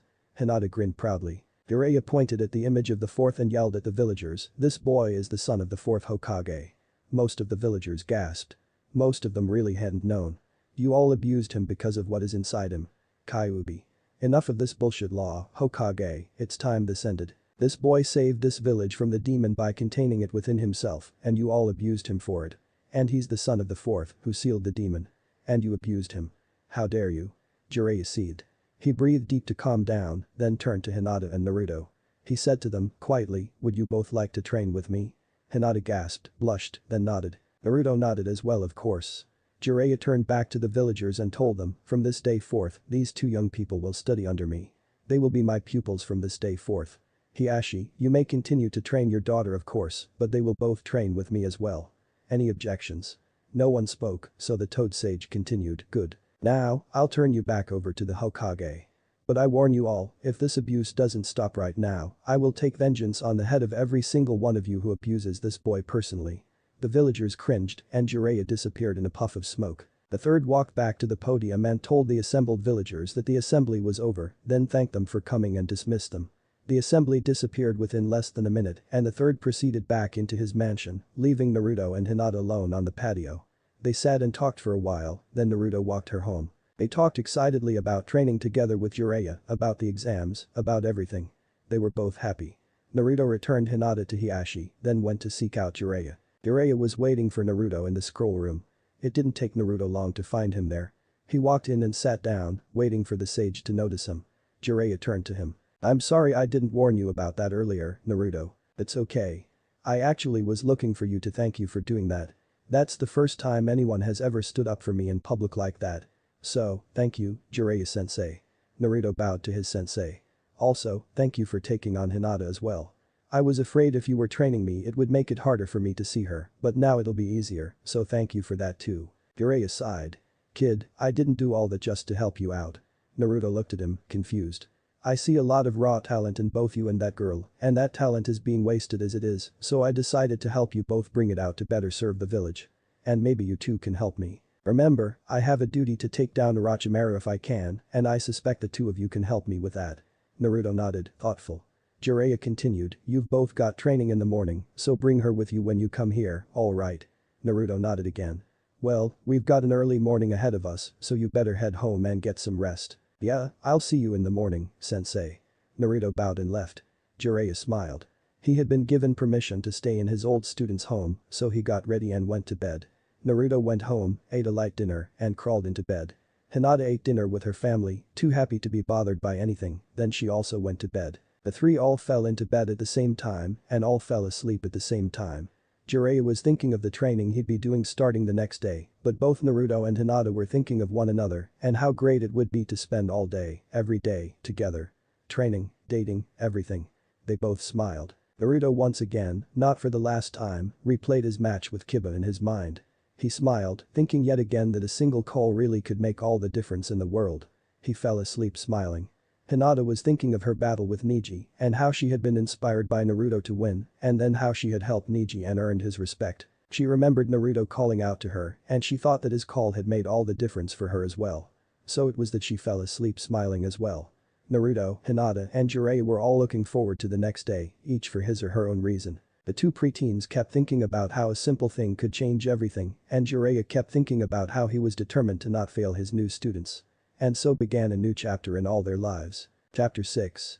Hinata's predicament. Naruto awoke the next morning, chuckling as he thought of the announcement the day before. He and Hinata were engaged and now there was nothing anyone could do about it. He couldn't help wondering what he had done to deserve this, but he didn't really care. He got up, showered, dressed, all the normal morning stuff, and was about to walk out his door when there was a knock at the door. He jumped, surprised, then opened the door. Standing there was a very distraught Hinata. He immediately stepped back so she could come in, which she did. "What's wrong, Hinata?" he asked her.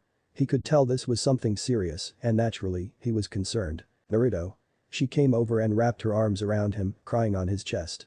He put his arms around her awkwardly, truly afraid now. What in the world could have happened to Hinata to have her here, crying, this early in the morning? It couldn't be Neji or her father. So what in the world had happened?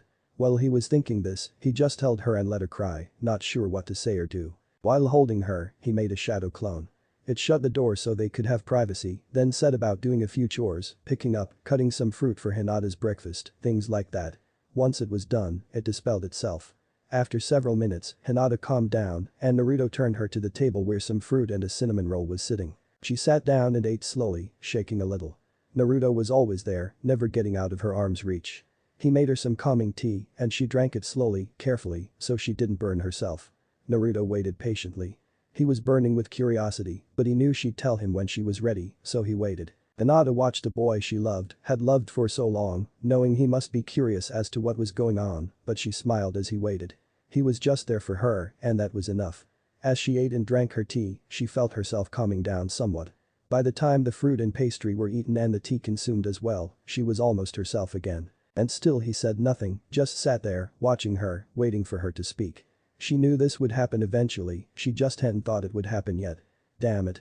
Just when everything was so good, why did it all have to be ruined now? She knew after she showed Naruto this, she would lose him. She just knew it. Naruto saw Hinata was getting ready to cry again, so he took her hand. She looked at him, and he said, Hinata, I'm here. You can tell me. What's happened? What's going on? She was using a transformation at the moment, so she released it. That's when Naruto saw the first indication that something wasn't right. A large nasty bruise colored Hinata's face beside her eye. It stretched from her temple down her cheek to her jawline.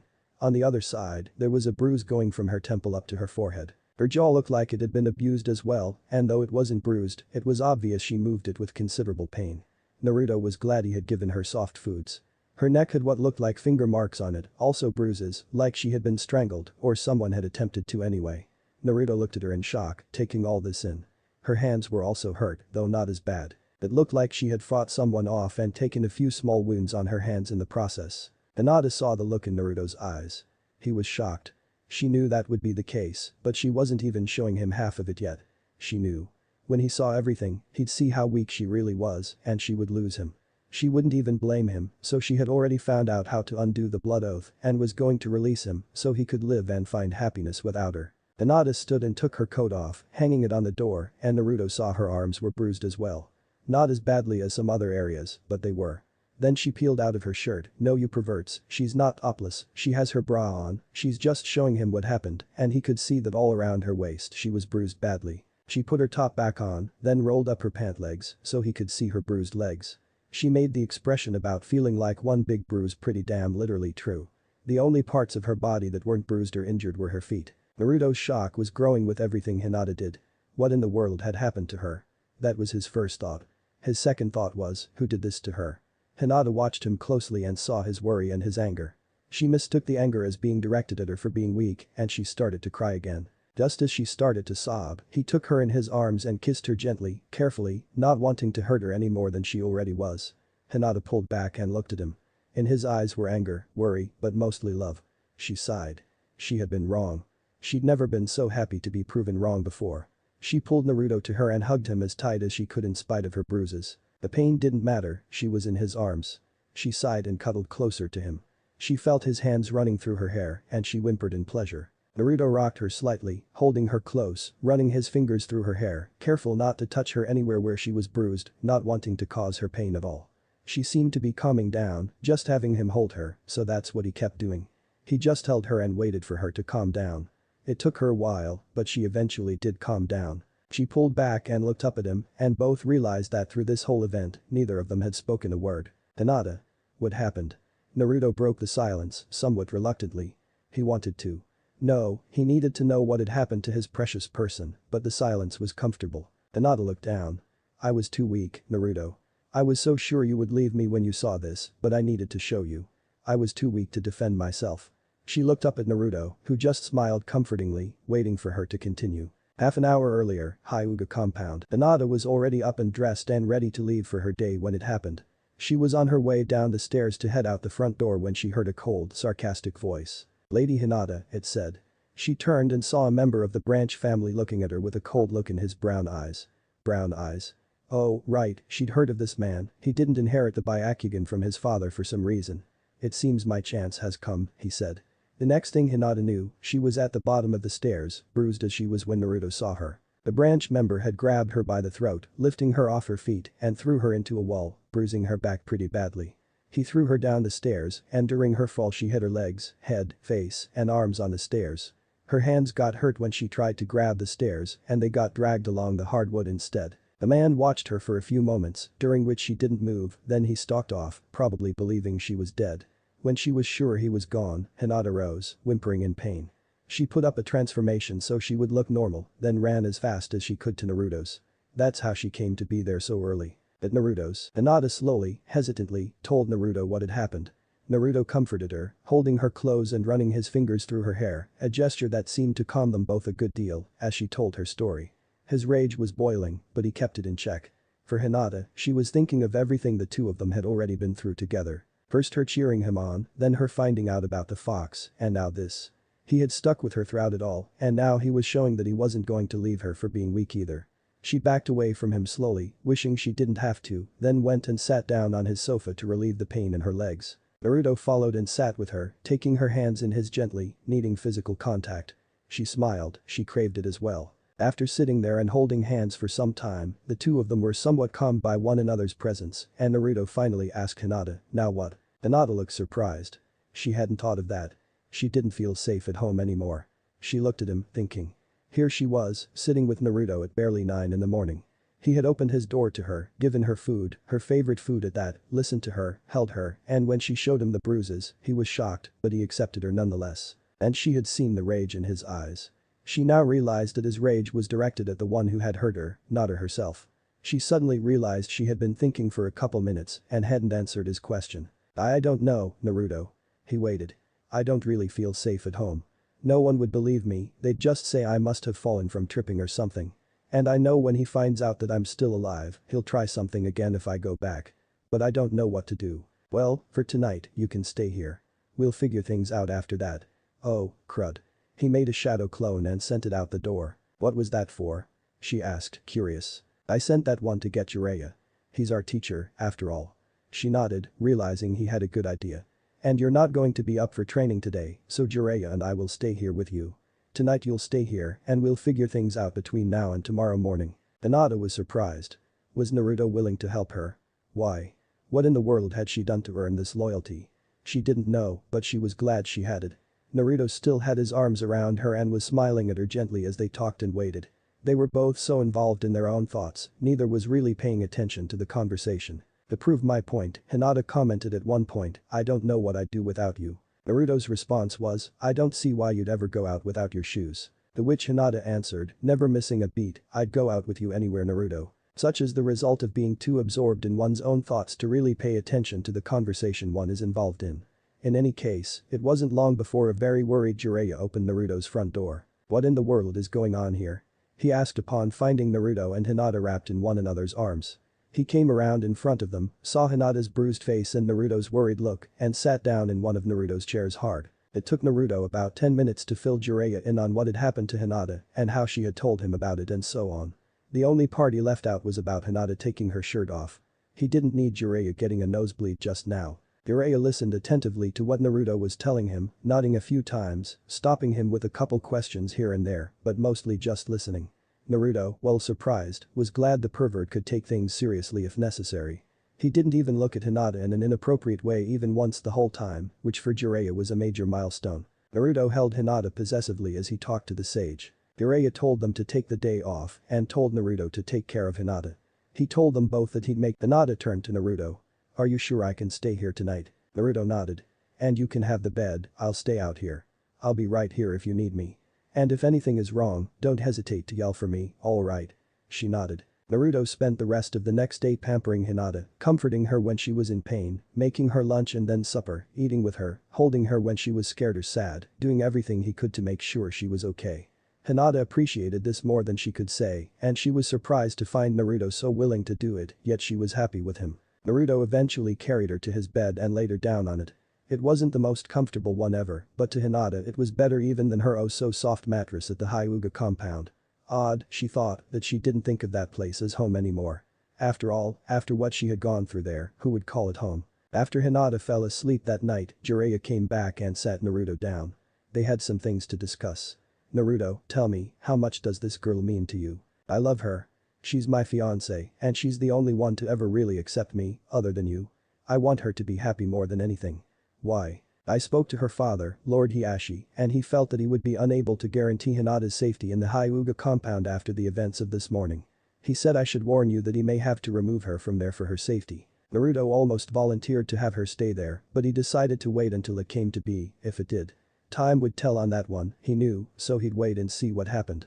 It felt good to have her there in his home with him, though, and he was glad to know she was safe, for tonight at least. After Jiraiya left, Naruto went into the bedroom and watched over Hinata as she slept.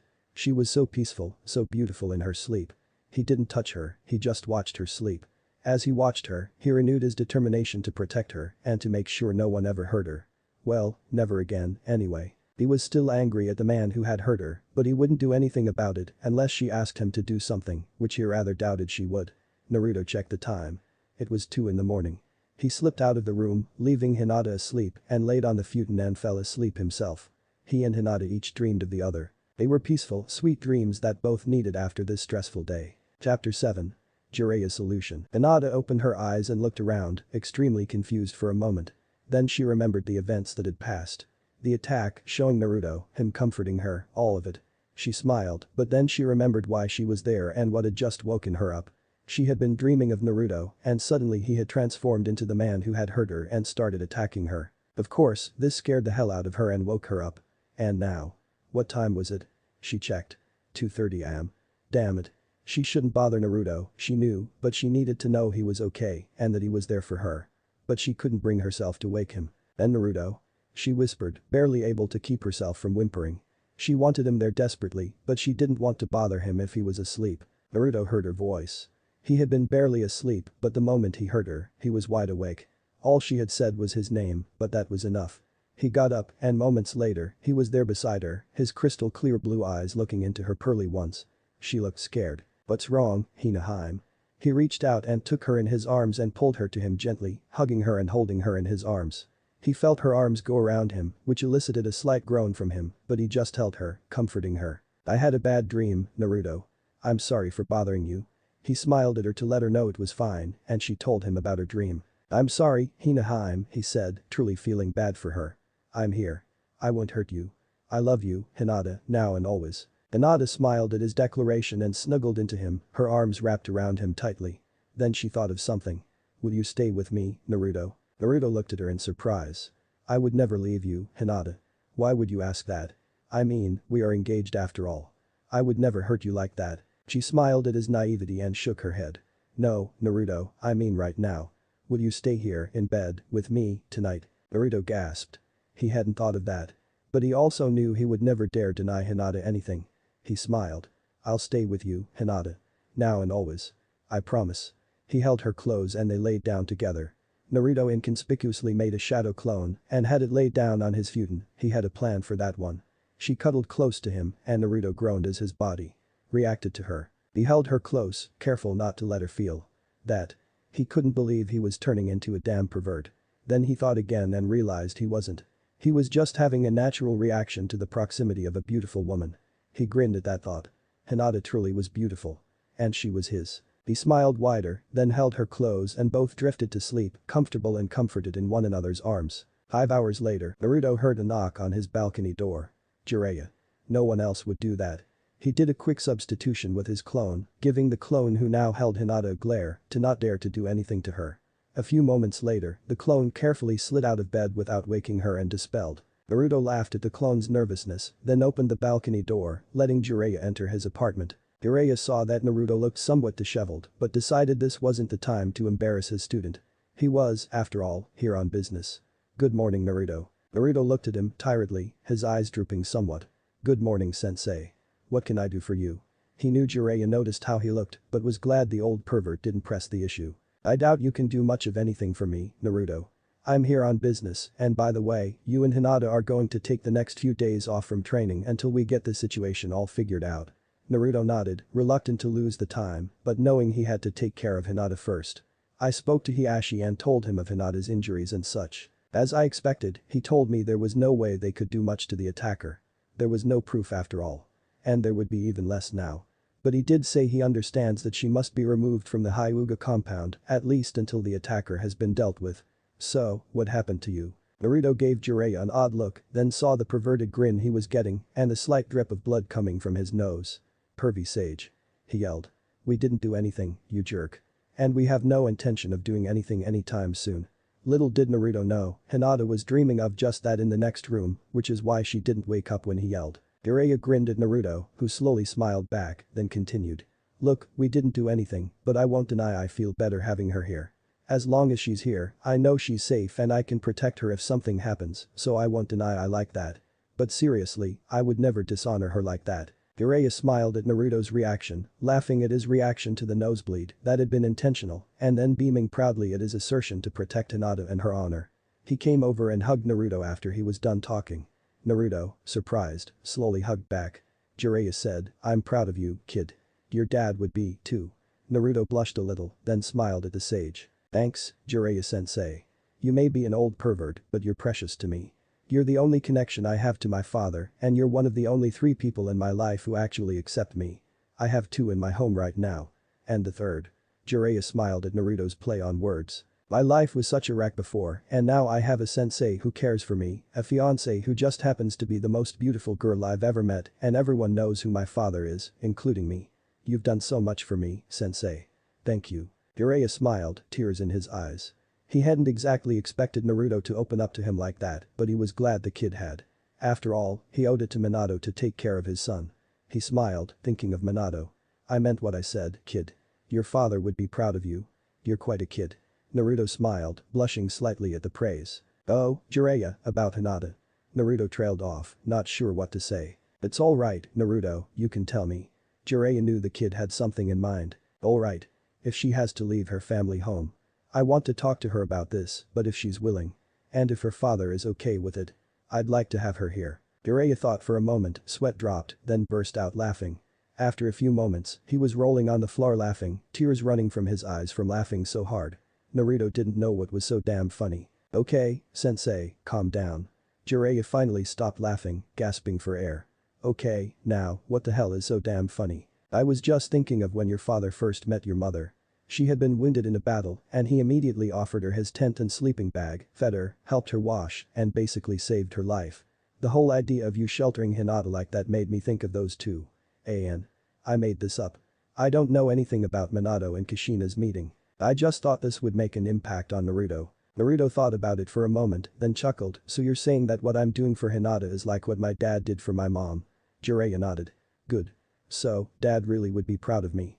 Naruto smiled, thinking about that. Jiraiya nodded again. Told you so, kid. Your father was a great man, and you're just like him. He would be very proud. Naruto blushed. After that, Naruto got up and got to work making breakfast for him, Jiraiya, and Hinata. He laughed as he made clones to do everything at once, then, once it was all ready, he dispelled them and went into his room to wake up Hinata. He smiled as he realized he wanted to do this himself, as opposed to letting one of his clones do it. Bending down, he kissed Hinata on the forehead, smiling at how beautiful she was. He thought for a moment, then realized that he wanted her to always be happy. He wanted to make her happy and spend his life with her. He really did love her. He smiled, then kissed her closed eyes, her cheeks, then her lips. The first few kisses woke her and she responded eagerly when he kissed her lips. Then she put her arms around his neck and they kissed deeply and passionately a little bit, then pulled apart, smiling at one another. Naruto whispered, time to wake up, my love. Breakfast is ready. She smiled and got up and he went back to the other room to wait for her. Naruto sat with Jiraiya to wait for Hinata. Hinata slowly undressed from her night clothes and looked at her bruises, which were fading a bit, but she was still sore. She sighed, thinking of everything that had happened, then smiled as she remembered Naruto's reaction to all of this. She smiled, whispering to herself, I love you, Naruto. She got dressed in her typical black mesh shirt, beige pants, and baggy jacket, then went out and found Naruto and Jiraiya talking quietly, waiting for her. The three sat down to breakfast. Hinata was a bit surprised that it was so good. She looked at Jiraiya. Did you help with this, sensei? Jiraiya laughed and Naruto blushed. What, you think your fiancé can't cook? Naruto did all this on his own, my dear, and I can tell you he didn't do it for me. Hinata smiled and blushed, then whispered to Naruto, you did this for me? He nodded. Why? Well, you've had a stressful few days, for one thing, and you're my fiancé, and I wanted to make sure you were okay, so I made this all for you. Besides, Hinata, I love you. She blushed like mad, then smiled. I love you, too, Naruto. Jiraiya was scribbling like mad, but Hinata sent a gentle fist strike at the notebook with a tiny bit of fire chakra, causing the pad to burst into flames. Jiraiya looked at her in surprise, and she simply told him, you will not use us, Jiraiya, got me? He nodded slowly, wondering when this girl got claws. This is a special moment for me and Naruto, and I will not have you using it in your perverted books. I'm sorry. Jiraiya smiled at her protectiveness and nodded. They sat and ate together, Naruto and Hinata smiling at one another every once in a while, and Jiraiya chuckling at thoughts of Minato and Kushina and how similar they were to Naruto and Hinata. After breakfast, the three went to train a little while, since they simply had nothing better to do. That done, they all went to the Hyuga compound and gathered up Hinata's belongings, clothing, and everything else she wanted. They left the room empty of any identifying mark that it was hers, leaving just the furniture pretty much. Hinata realized what was going on, but she was more than happy to do this. By the time they had brought Hinata's things back to Naruto's apartment, it was lunchtime, so they ate a light lunch, then sat and talked for hours, all three relaxing and getting to know one another more. Hinata told Naruto and Jiraiya about growing up in the Hyuga compound, Jiraiya told them both about their parents when they were younger, and Naruto talked about his early years. He kept back what had happened that made him so bitter before finding out about Hinata's feelings, and what had made him so willing to move so fast with her, though. Naruto felt somewhat guilty keeping this back, but he knew it wasn't time to tell Hinata in particular yet. He knew he'd have to tell her sooner or later, but now wasn't the time. Soon, he promised himself, he'd tell her soon. After telling stories and talking together, they ate dinner, then Jiraiya finally left the two kids to themselves, telling them he'd see them the next morning, and, to Naruto in particular, he said he'd want their answer by then. Naruto nodded, and the sage left via the balcony door. Naruto turned to Hinata and smiled. Stay here again tonight. She nodded, blushing. I'll even sleep with you if you want again. She smiled, blushing even deeper, then nodded. He smiled. I'm glad you feel so comfortable with me, Hina. Hinata smiled at him. He really cared for her. She realized then that he was willing to do anything she needed to help her, and she was happy. She smiled and put her arms around him and cuddled close to him, sighing contently. Naruto held her, running his hands through her hair and kissing her head lovingly. She smiled at him and held him close, reveling in how happy she was. Hinata. She looked up at him, slightly worried when she saw he looked nervous. Jiraiya was talking to me about this whole situation with you and your family and such. She nodded. He and I talked about having you move in here with me. She gasped, then nodded for him to continue. I would be more than happy to have you live here with me, Hinata. I love you, and having you here I'd know that you were safe and that you were taken care of. So. It's up to you really. Do you want to move in here with me? Hinata thought for a moment, surprised. He was asking her to move in with him. She thought about her father and the rest of the clan. Her father wouldn't like it, but she knew it was his idea to move her out to begin with, so she knew he'd be alright with this. Then she looked at Naruto. Live with him. That's what she wanted with her life forever, so why not now? She thought a few more moments, almost laughing as she saw how nervous he was. She finally smiled and said, I'd love to move in here with you, Naruto. I love you and I want to spend the rest of my life with you, so yes, I will move in here with you. Naruto smiled, took her in his arms, and kissed her deeply. She responded eagerly, and each one ran their hands over the other. After a few minutes, they each realized how their bodies were reacting to one another, and they both backed off, blushing. Naruto smiled and she smiled back, then they kissed again, softly this time. Naruto smiled at her and whispered, I love you, Hinata. She smiled. Let's get ready for bed, alright. She nodded and got off his lap. You first, love. You get your shower and I'll get stuff out here taken care of, then we can trade off, alright. She nodded and went to shower. Naruto laughed at his reaction to Hinata and hers to him, then he got up and picked up the leftovers from dinner, did the dishes, and dusted a bit, just doing stupid things that needed to be done. He chuckled, thinking how easy this was when using shadow clones. Just as he was done doing his cleaning, he heard the shower turn off and smiled, deciding to pull a prank on Hinata. Hinata was showering slowly, enjoying the heat and the feel of the water flowing over her body, her muscles relaxing, and her bruises feeling less and less painful. She felt so right here. Her body was relaxed, her heart was content, she just felt right. She grinned at herself as her mind drifted to Naruto's body having been against hers. She felt her body reacting again and she shivered. She laughed at herself and finished washing herself and rinsed off, then turned off the water. She slowly pulled back the shower curtain, smiling, slowly realizing she had just showered at Naruto's house. No. She was moving in. Their house now. She smiled. She was so distracted by her thoughts, she didn't even notice right away when the bathroom door opened. Then she turned and looked and there he was, staring at her. Naruto had planned on bursting in, finding her still in the shower, and tripping and falling and accidentally seeing her, but when he came in, there she was, standing in front of the sink, totally naked, totally involved in her own thoughts. He blushed, but he just couldn't look away. Her body was so perfect. Her skin, that alabaster white he had come to find so beautiful, was completely without blemish everywhere. And yes, he did see it all. She finally saw him standing there, blushed, then smiled and struck a pose, showing off her curves to him. He blushed and turned away a little, then looked back at her and whispered, "You're so beautiful, Hinata." She blushed, "Naruto, you really think so?" He nodded. "I'm glad you approve." Naruto smiled at her. "Of course I approve." She grinned. "Your turn." Naruto looked at her, confused. "You've seen me, now show me you." Naruto blushed and told her, I'm sorry, Hinata, I don't want you to see me right now." He didn't want to tell her he was sporting a massive erection from looking at her.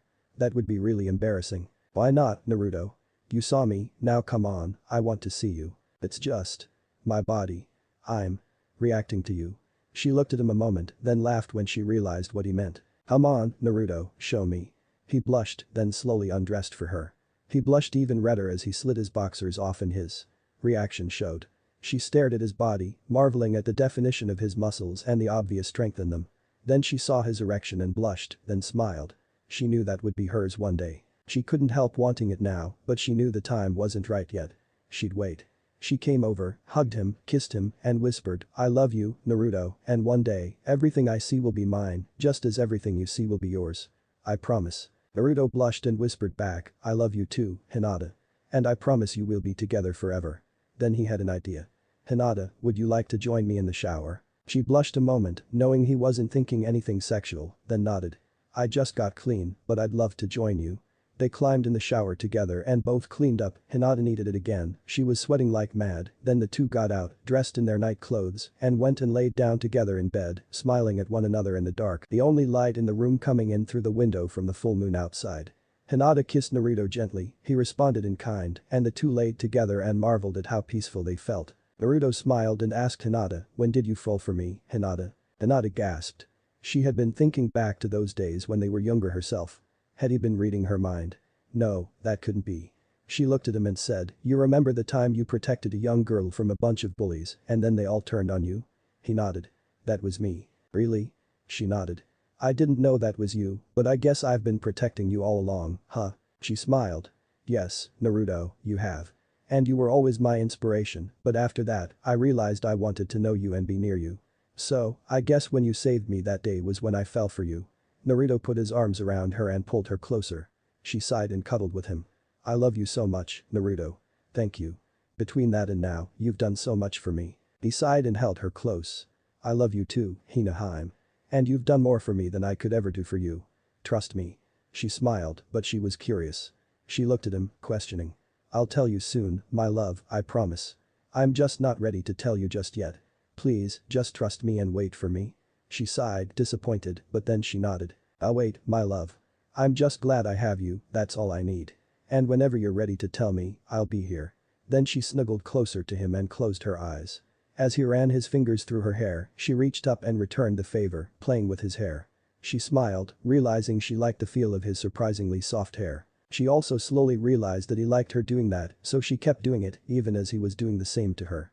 She opened her eyes a moment, saw his eyes were closed, then closed hers again, and both of them drifted to sleep together, arms around one another, hands tangled in one another's hair. They both had smiles on their faces, and both of them slept deeper and more peacefully that night than they had in years. Jiraiya and Hiashi watched the young lovers from across the street, Hiashi with his Byakugan, then both smiled at one another, nodded, and faded into the night, satisfied that Naruto and Hinata were going to be good for one another and were going to be happy together. No one saw the two as they silently agreed that the next generation was secure and faded into the darkness of the night. Chapter 8. Group Bonding. Naruto awoke slowly, then nearly leaped from his bed when he realized he wasn't alone. "No, Naruto. Calm down, think, remember," he thought to himself. He opened his eyes and smiled when he saw Hinata. "That's right," he slowly remembered, "she's here now, with me. I'll never be alone again." He was still staring at her and smiling softly when Hinata awoke and slowly opened her eyes. She had been awake for a few moments, going through most of the same thoughts Naruto had upon awakening. She felt fine, but was confused at first when she felt strong arms around her. Then she opened her eyes, saw Naruto and the smile on his face, and she couldn't help smiling back. "Good morning, Hinata," he said, smiling lovingly at her. "Did you sleep well?" "Yes, Naruto, thank you." She snuggled into his chest, feeling suddenly shy for some odd reason. Naruto smiled at her reaction and held her gently to him, rubbing her back softly. Then his prankster side kicked in, and he started to tickle her, not hard, not mean, just playing. He tickled her sides, her legs, her feet, making her giggle like mad. Hinata was surprised when he started, but soon she was giggling wildly, then she decided to give as good as she got and started tickling Naruto back. Soon both were laughing like maniacs to the point they could barely breathe, and both had tears flowing from their eyes. "Well, you two seem to be having fun," a voice said, followed by a rather loud laugh. "Pervy Sage," Naruto yelled, annoyed, after jumping about 5 feet. "What in the world are you doing here?" "Checking up on you two, of course. And honestly, I'm glad you two are so close," he chuckled. "It's good to see your parents' wishes coming true." Naruto and Hinata looked at him in confusion, then both remembered what he'd told them about their mothers being best friends, and the two grinned at one another. They didn't care what the old pervert said, they were happy together. Suddenly, Jiraiya had two preteens tackling him and tickling him all over. He gasped in surprise, and then all three were laughing and tickling one another, Jiraiya laughing and thinking how great it was to feel like a kid again. All three felt closer to one another than they'd felt to anyone else in a long time. Naruto felt like he had a family, Hinata felt truly loved by someone other than her father, and Jiraiya, for the first time, felt like he truly was Naruto's godfather. After half an hour of play, the three sat up and pantsed, finally remembering how to breathe. Naruto kept looking at Hinata and chuckling, which of course made her giggle. Jiraiya was looking from one to the other, looking like he wasn't quite done with either of them, which of course set all three of them to laughing. They spent about an hour like that, just enjoying one another's company, feeling like a family. Naruto couldn't believe that he had these bonds, finally, after all these years. He really wouldn't care if the rest of the village died, but these two, he realized, were precious to him. Well, them and the old man, the Hokage. And Konohamaru, but that's about it. The old man had looked out for him when no one else had when he was just a little kid, so he didn't want him to suffer, and now Hinata and Jiraiya had accepted him and loved him unconditionally. He slowly realized that he was starting to think of the old pervert as a father, and of course, Hinata was his fiancée. Somewhat absorbed in his thoughts, Naruto sat back and sighed, feeling rather content. "What are you thinking about?" Hinata, perceptive as always, asked him. "Just how precious you two are to me." He took her hand in his and smiled at Jiraiya. "Hinata, you're my future, my family. And Jiraiya. You're the closest thing I've had to a father. You both mean so much to me." The two mentioned smiled, Hinata hugged him, and Jiraiya reached over and ruffled his hair affectionately. "Thank you both." After this, the three sat in silence for some time, just thinking of how good it was to have someone, how peaceful the three felt together, and how close they already were, which amazed all three, and really, all three just felt good in general, like the future was bright simply because they were all together. Eventually, Jiraiya got up and went out to the living room, telling the two to get ready for the day. Naruto and Hinata got dressed, both feeling slightly shy changing around one another, but both felt it was right. They dressed in their normal training clothes, Naruto in his orange jumpsuit and Hinata in her baggy coat, then they looked at one another and laughed at the normalcy of it. Naruto came over and put his arms around her, and the two hugged gently, then kissed, then went to the living room to rejoin Jiraiya. While the two preteens were getting ready, Jiraiya opened the apartment door and let in a rather stiff Hiashi. The two sat down to discuss the final details of their plan while the two kids were missing. "How did Naruto take it?" Hiashi asked. "He seemed more than happy to have Hinata here. I doubt you could tear the two apart now. I actually walked in on them tickling one another. That was amusing. Then they dragged me into it," Jiraiya said, trying and failing to keep his smile hidden. "You don't seem to have minded," Hiashi teased, grinning. "No, I didn't. It was fun to feel like a kid again. That. And what Naruto told me didn't hurt either." Hiashi raised an eyebrow. "He told me I'm like a father to him." Hiashi looked surprised. "I know. I think I'm the only one to really stand up for the kid, so he sees me as a line of defense in a way. And he's never had that, so he's decided I'm precious to him. Me and Hinata both, he sees us as his family now. I doubt you would be able to get him away from either of us without either killing us or coming close to death yourself." Hiashi smiled. He was really happy for his daughter to have found such a caring boy. He'll be a good man. A good husband and father, someday. Jiraiya nodded. "So it seems our plan has worked then. It's bringing Hinata out of her shell, making Naruto calm down, and bringing family to them both." Yes, it's worked better than either of us thought it would. I'm glad to see it coming to fruition. The Ashi laughed at Uriah's awkward formality. I'm glad to see it's worked too. Hinata is a sweet girl and she deserves the best. I'm happy to see she's found it. Uriah nodded, pondering. I suppose this will make it easier when I have to take him away from the village. Which will be soon, by the way. Hiashi nodded, understanding what Uriah meant. You'll miss her, won't you? Of course I'll miss her. She's my daughter after all. But I'm confident that you and Naruto will keep her safe and that she'll be loved. Will she return to Miyahayuga? I rather doubt it. But if you request it, I will see to it she does. I'd rather she did. If not, at least promise me you'll alert me so I can be at their wedding. I want to give her away myself. Uriah burst out laughing, then nodded. That's the least I can do, I suppose. I'm sure Hinata would want you to be there. And Naruto would probably be proud as well to have that occur. I would be there as Naruto's father, of course, so I would be very glad to see you there when I danced with Hinata. The Ashi couldn't help it, he burst out laughing at that image. I only wish my wife could be there to dance with Naruto at the same time. He looked a little sad at that thought, then remembered how close his wife had been with Kushina. He grinned. I'm sure their mothers would be proud of them. Jiraiya nodded, then Hiashi continued, I better get going. I look forward to hearing from you again, Master Jiraiya. And don't forget. Hiashi bowed slightly and left. Just as the door closed behind him, the door to Naruto's room opened. Naruto and Hinata. As they came out, they found Jiraiya standing in the kitchen area looking at the door as if pondering something. Naruto jabbed Hinata's side gently and gestured at the distracted pervert. She giggled and nodded. Naruto gestured to her to go behind him and Naruto slunk over in front of Jiraiya. Hinata giggled when she was directly behind him, on the far side of the couch from him, then Naruto jumped and shoved him backward.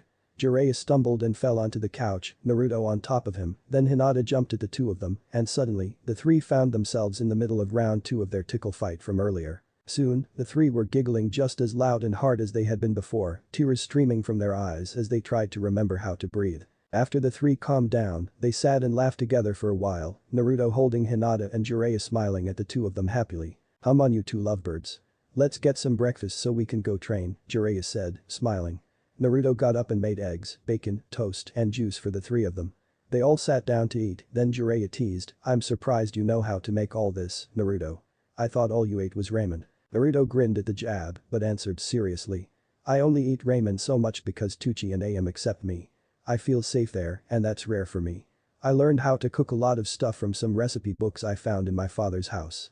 I don't know how or why, but I've always had a natural knack for cooking. He shrugged, smiling sadly as he thought of all the meals he'd made alone just for himself, then smiled a little happier when he realized that he'd always have someone to share meals with now.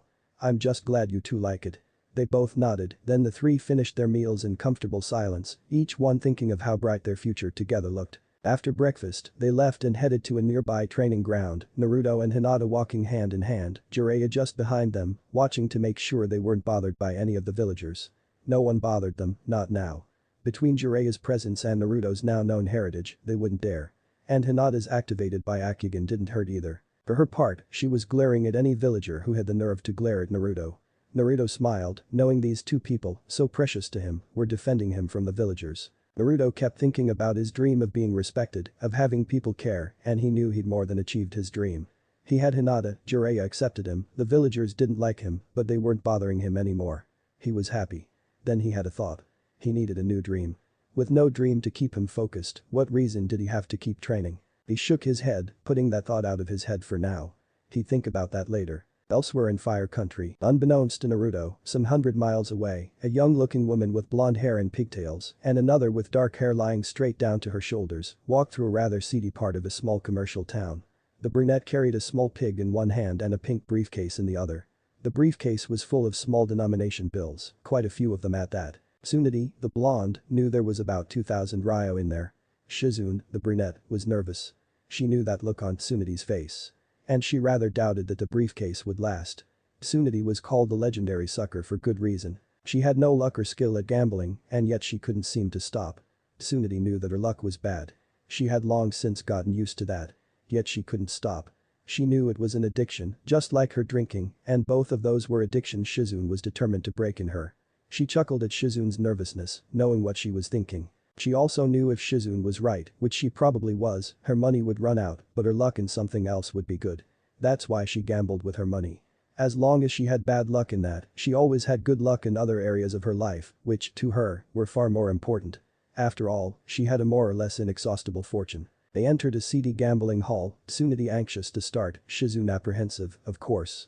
Tsunade sat down and opened her briefcase, turned in her money, got her chips, and got ready to start.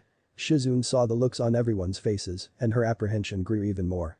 They knew who Tsunade was, of course. Damn it. Now the money was really going to leave fast. Half an hour later, Tsunade was getting worried. She had started with about 2,000 ryo, but now she had well over 300,000. She hadn't lost a single hand since she sat down.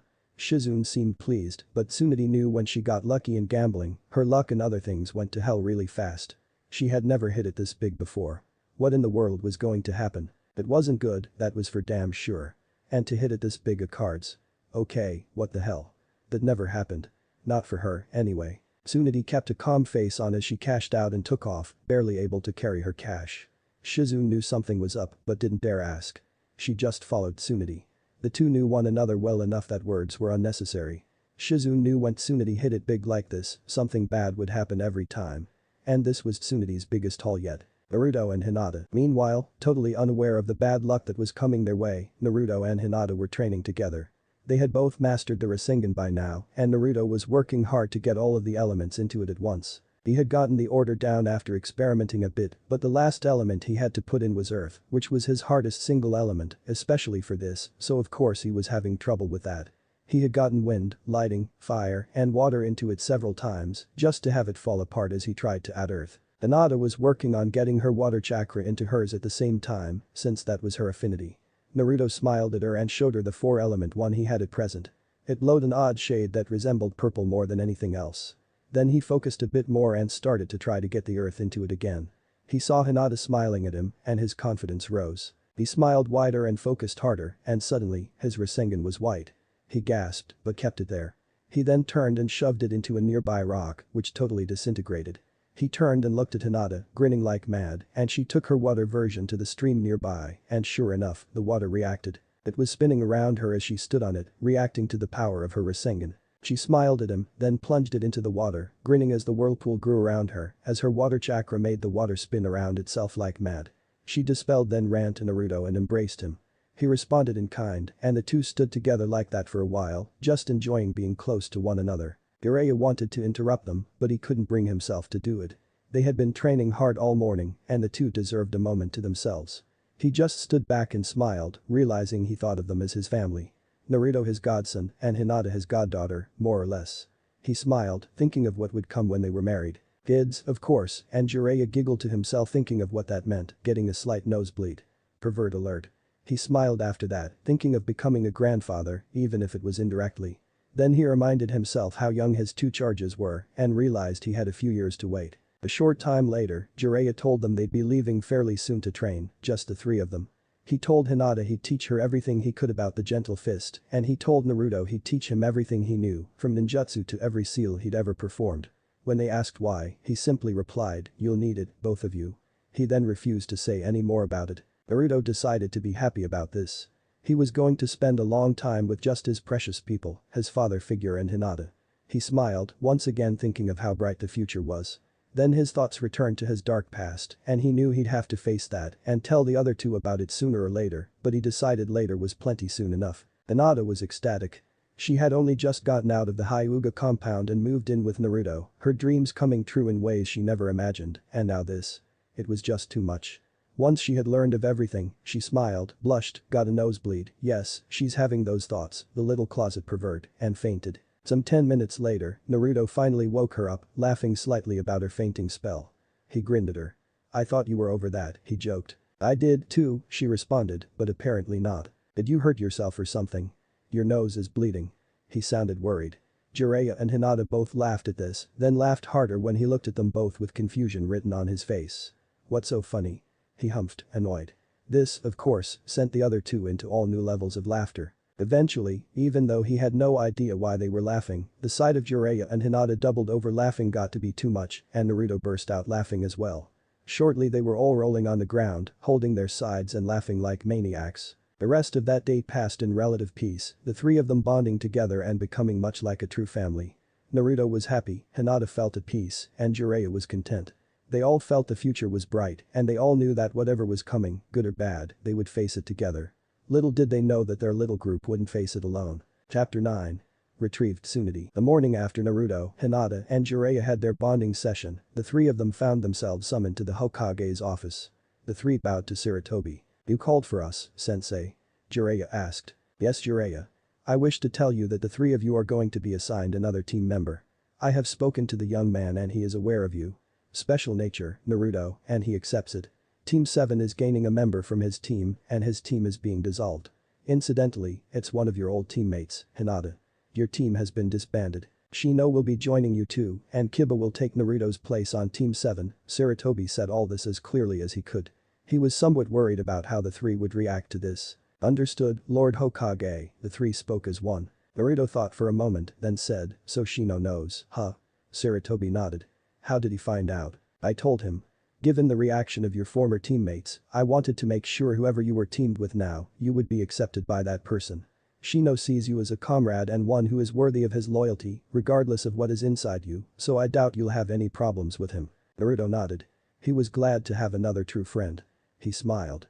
Things were finally looking up for him. He put an arm around Hinata gently, she smiled and blushed, not really caring who saw what they were doing. Thank you, Lord Hokage, Naruto said. Okay, now, this is not exactly normal procedure, but since all three of you were enrolled in the Chunin exams, and since the finals are individual anyway, I'm going to allow you to compete.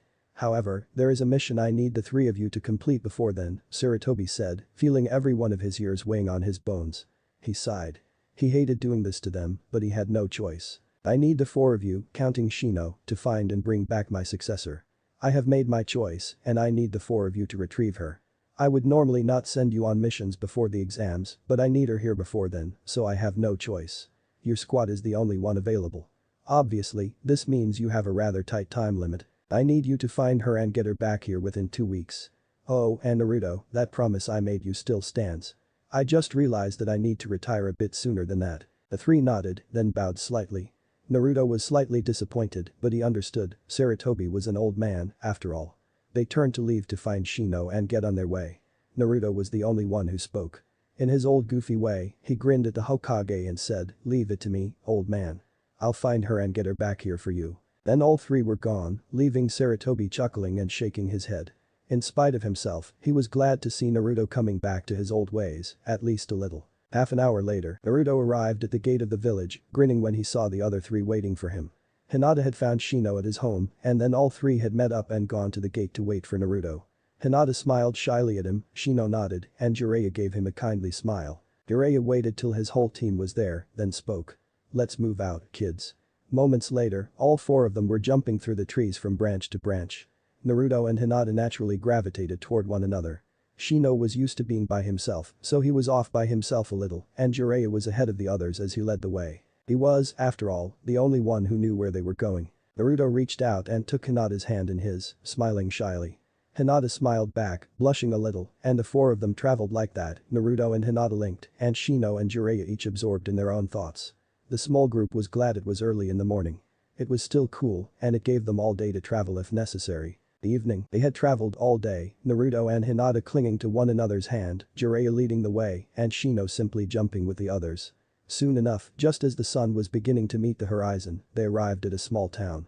Jiraiya's spy network had told him this is where Tsunade was. She was their target. He chuckled, thinking of the time he had spent with her when they were both kids. He looked briefly at Naruto and Hinata. The look Naruto had in his eyes reminded him of himself when he had looked at Tsunade. Hinata, for her part, looked pleased. He smiled and led the team into the town. Within 10 minutes, they had secured 2 rooms in a hotel. Naruto and Hinata would share one, Shino and Jiraiya the other. The four divided into their rooms, Shino laid down almost immediately and fell asleep. He was used to rising and setting with the sun, so he was tired, especially after their long trip. Jiraiya had heard already that Tsunade was in town just now, so he went out to find her. Naruto and Hinata went into their room and sat down together. Naruto took Hinata's hand gently, she smiled at him and blushed. They had been together all day, and neither had said a word. Just being together was enough. Now, they were alone. Naruto sighed. That was a long trip. Hinata nodded. Yes, it was. I'm really tired. I'm sure my legs will be stiff tomorrow. And my back is killing me. Naruto couldn't help it, he grinned at that. Hinata noticed his grin. What? Would you like to? A massage? He asked her, smiling lovingly. Hinata gasped, no one had ever asked her that before. Naruto saw the shocked look on her face and explained. I've been told I have magic hands. I gave Sakura a massage once when she pulled a muscle and she said it was really good. That was before. His voice trailed off. He didn't want to talk about that. Not yet, anyway. Hinata saw that he was upset and rushed to reassure him. I'd love one, Naruto. I just wasn't expecting you to ask that. No one's ever offered me that before. Naruto smiled. Do you trust me, Hinata? She gave him an odd look, then nodded. I trust you with my life, Naruto. Now and always. But why do you ask that? Naruto laid a hand on her leg gently, she gasped at the sudden contact, then he started to massage her leg and she could feel her muscle relax under his hand. She gave him an odd look. You said your legs were sore too. I was wondering if I could try something. It's something I've never done before but always wanted to. Hinata gave him a questioning look, he continued, I've always wanted to give someone a full body massage. She gasped. She loved the very idea. She thought about his hands running all over her body, touching her everywhere. She grinned at the idea, even if she did get a slight nosebleed, the idea was very pleasant to her. She looked up at him, wiping the blood from her nose, smiling, she nodded. That sounds very nice, Naruto. He chuckled. There is a bit of a catch though, he told her. She looked nervous. Jiraiya, on the other side of town, he was entering a small bar, thinking he'd likely find his target in a place like this. He looked up and sure enough, there she was. He chuckled at his luck. That was easy. Tsunade. He called out, pointing a finger at her. Tsunade looked up. She couldn't believe it. Her old teammate was standing there pointing at her. She stood up and cried out, Jiraiya. He chuckled and walked over to her. He sat down in the booth she was sharing with Shizune and Tuntun. Hello, Tsunade, Shizune, he said, nodding to each woman. I'm glad I found you. What do you want, Jiraiya? She asked, flustered and annoyed to have been found by her old teammate. She didn't hate him, she just didn't like being caught off guard like this. Alright, I'll get right to the point. You've been chosen as the 5th Hokage, along with 3 genin. I have been sent to retrieve you and bring you back to the village, Jiraiya said. Tsunade was shocked, then laughed. Her immediate reaction was to refuse, but then she thought about it. She remembered the 2 people she had truly loved, both dreaming to be Hokage. She thought of them and her grandfather, who had been the first Hokage, and eventually she nodded. I'll do it, but on one condition, she said softly. Name it, Jiraiya said, smiling. He had thought she'd refuse at first, so this was an improvement. No more research. Jiraiya gasped at her answer. Then he thought for a moment. That's fine. I won't have time to do any research anyway. I'll be too busy training my team, he said, chuckling. Tsunade looked surprised. Jiraiya explained. I said I was sent here with a trio of genin. One of them is Minato's son. Tsunade looked shocked at this. He continued. Then there is Hinata Hyuga, heir of that clan, and Shino Aburam, heir of his. They are a team, and I am their sensei. So I won't have time to do my research anyway, I'll be too busy taking care of them and training them. He then explained the situation with Naruto and Hinata and why Shino was on their team. Tsunade chuckled, thinking of Minato's son being with Hiyashi's daughter. She knew both their mothers had wanted just that, so she was happy for them. Alright. I'll come back and do the job. I take it you all are in a hotel tonight. Jiraiya nodded, telling her the hotel and room numbers where they were and who was in each room. She raised an eyebrow at Naruto and Hinata being in a room alone, but she remembered that they were engaged and let it pass. She chuckled, thinking of the 2 of them living together as well, and realized that she was going to have an interesting situation there. Jiraiya had also told her that Hiyashi was aware of the 2 of them living together and that he approved of it. She nodded, pondering that. After half an hour of making plans, the old teammate separated. Jiraiya returned to his hotel room, where he found Shino sound asleep, and Tsunade went to pack her things from her own room. They had agreed to meet the following morning at the main gates of the town to head back to Konoha. Naruto Hinata. Hinata looked at Naruto, confused and slightly concerned. A catch. That's what he'd said, there was a catch. She knew that it seemed too good to be true. His hands on her, relaxing her, yeah, that was too much. There had to be a catch. Okay. What's the catch? She asked nervously. She looked into Naruto's eyes. He was looking at her body, seemingly nervous himself. Well, when I give a massage, I need to touch the skin directly. It wasn't bad when Sakura hurt herself because she hurt her arm, but if I'm going to do your whole body. He trailed off again, nervous. He thought she'd hate him for this, but he really wanted to do it. What is it, Naruto? She asked. She had an idea what he had in mind, but she wasn't sure. The idea of what she thought he was talking about made her giddy with excitement. She thought he wanted her to be naked, but she wasn't about to say that. If she was wrong, he'd think she was a pervert or something. "Well, if I'm going to massage your whole body, I'll need you to be naked," he said, looking away from her and blushing. "I promise I won't look. I just need your skin to be bare so I can massage you." She blushed. She was right. He did want her to be naked. And he'd said it. She thought a moment. Yes, she wanted this. She wanted him to see all of her. She was nervous thinking about it, but it excited her, too. She turned and looked at him, seeing hope and fear in his eyes. She smiled at him. "All right. And it's okay, you don't have to look away, Naruto." He blushed bright red. "Are you sure, Hinata? I don't want you to feel uncomfortable." She nodded. "All of me is yours, Naruto. So it's perfectly alright for you to see me." They were both blushing as they thought of this. Naruto came to her and kissed her gently. She responded, kissing him back. The two put their arms around one another and kissed each other over and over, never getting any deeper or harder, simply enjoying the contact between one another. After several minutes, the two pulled back, Hinata having ended up sitting on Naruto's lap during the kiss. They smiled at each other. Naruto turned and pulled out a scroll. He laid it on the floor and touched two spots on it. It spread out in a seal and covered the walls of the room, along with the windows and the door. He turned to Hinata. "Now no one can see or hear into here. They'll see a black room if they look and they'll hear nothing. I'm glad I learned that seal," he explained, chuckling. Hinata kissed him again, gently, then she turned away from him. Naruto watched her. She felt his eyes on her as she slowly removed her jacket. She slowly lifted her top off, then unfastened and removed her bra as well, tossing both things aside. Then she turned to face him slowly, blushing. She had her arms covering herself. She slowly lowered her arms, exposing herself to him. Naruto blushed, surprised at how well developed Hinata was. He almost looked away, but instead he looked up into her eyes and smiled. She blushed deeper and smiled back. After hesitating a moment, she bent down and removed her pants and panties as well. He blushed, looking at her whole body. Hinata looked at him. "What?" she asked, seeing him looking at her. "You're so beautiful, Hinata," Naruto said, smiling at her. He came to her, took her in his arms, and kissed her again. She responded eagerly, her body excited by him being so close to her and by her nudity. Naruto and Hinata to the bed and laid her down on her stomach. She turned her head to the side, getting as comfortable as she could. Naruto went over to her, marveling at her body.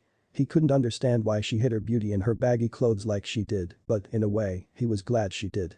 That way, only he would ever see her this way. Naruto chuckled and got onto the bed. He straddled her and rested his weight on her butt.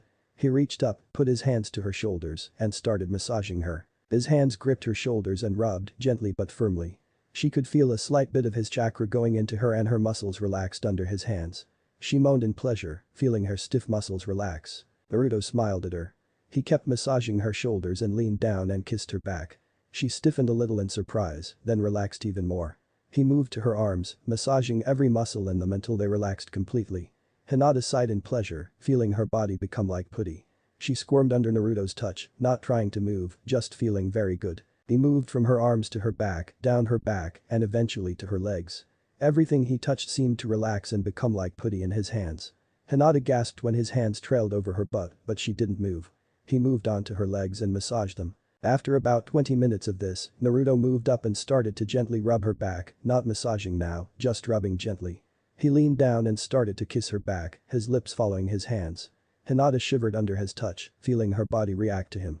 She felt warm inside, her body getting excited, a warmth touching every part of her body, starting deep in her core. She shivered, her eyes closed in pleasure. Her mind drifted and she suddenly realized something. She wanted him. All of him. She knew what sex was, but she'd never desired it before. Now, with Naruto's hands on her and his lips caressing her back, she did. She wanted him inside her. Naruto was feeling something similar. He had had an erection from time to time, yes, but he had never been around a girl like this before. He didn't know how sex even worked. All he knew was that every time he touched Hinata's body, his body reacted. Her reaction said she enjoyed what he was doing, so he kept doing it. His lips caressed her back, his hands rubbed up and down her back and sides, and his legs rubbed against hers gently. Hinata decided what she would do. She wanted him, but she wasn't ready for that just yet. She did want to see his body though. She shifted and tried to roll over. He felt her move and lifted off her. She rolled onto her back, then pulled him down and kissed his lips deeply. Naruto reacted eagerly. Hinata, blushing deeply, reached up and unzipped Naruto's jacket. She slipped it off him, he blushed, but let her do what she wanted. She lifted his top off, then marveled at the sight of his trim chest, his firm abs. She blushed, then put her hands on him, feeling his firm muscles. Naruto closed his eyes, the pleasure of her touch coursing through him. His body was reacting to her and he knew he wanted her, but he didn't want to make her do anything she wasn't ready for. After a few moments, Hinata reached down and removed his pants and boxers as well. He rolled off her and laid by her, not wanting her to feel uncomfortable from having his body against hers. Hinata's eyes roamed over Naruto's body. She blushed, her body desiring him, but knowing it was too soon. She came to him, putting her arms around him and pulling his body to hers. She felt his erection against her and blushed. She didn't do anything about it, but she loved feeling it against her. He seemed uncomfortable, but he didn't pull away. He put his arms around her as well, smiling at her. Hinata whispered, "It's okay, Naruto. I want this. Just no more than this for now, okay?" Naruto nodded. "I'm surprised you'd even do this much. Thank you, Hinata." She sighed in pleasure and cuddled up to him. She laid her head against his chest. Naruto held her close and closed his eyes. She saw this and knew they both were tired. She closed her eyes as well. Both were asleep within moments, neither bothering to pull a blanket or sheet over themselves. The next morning, Naruto woke slowly. He realized after a moment that he was naked. Then he realized he wasn't alone. Hinata, also naked, was in his arms.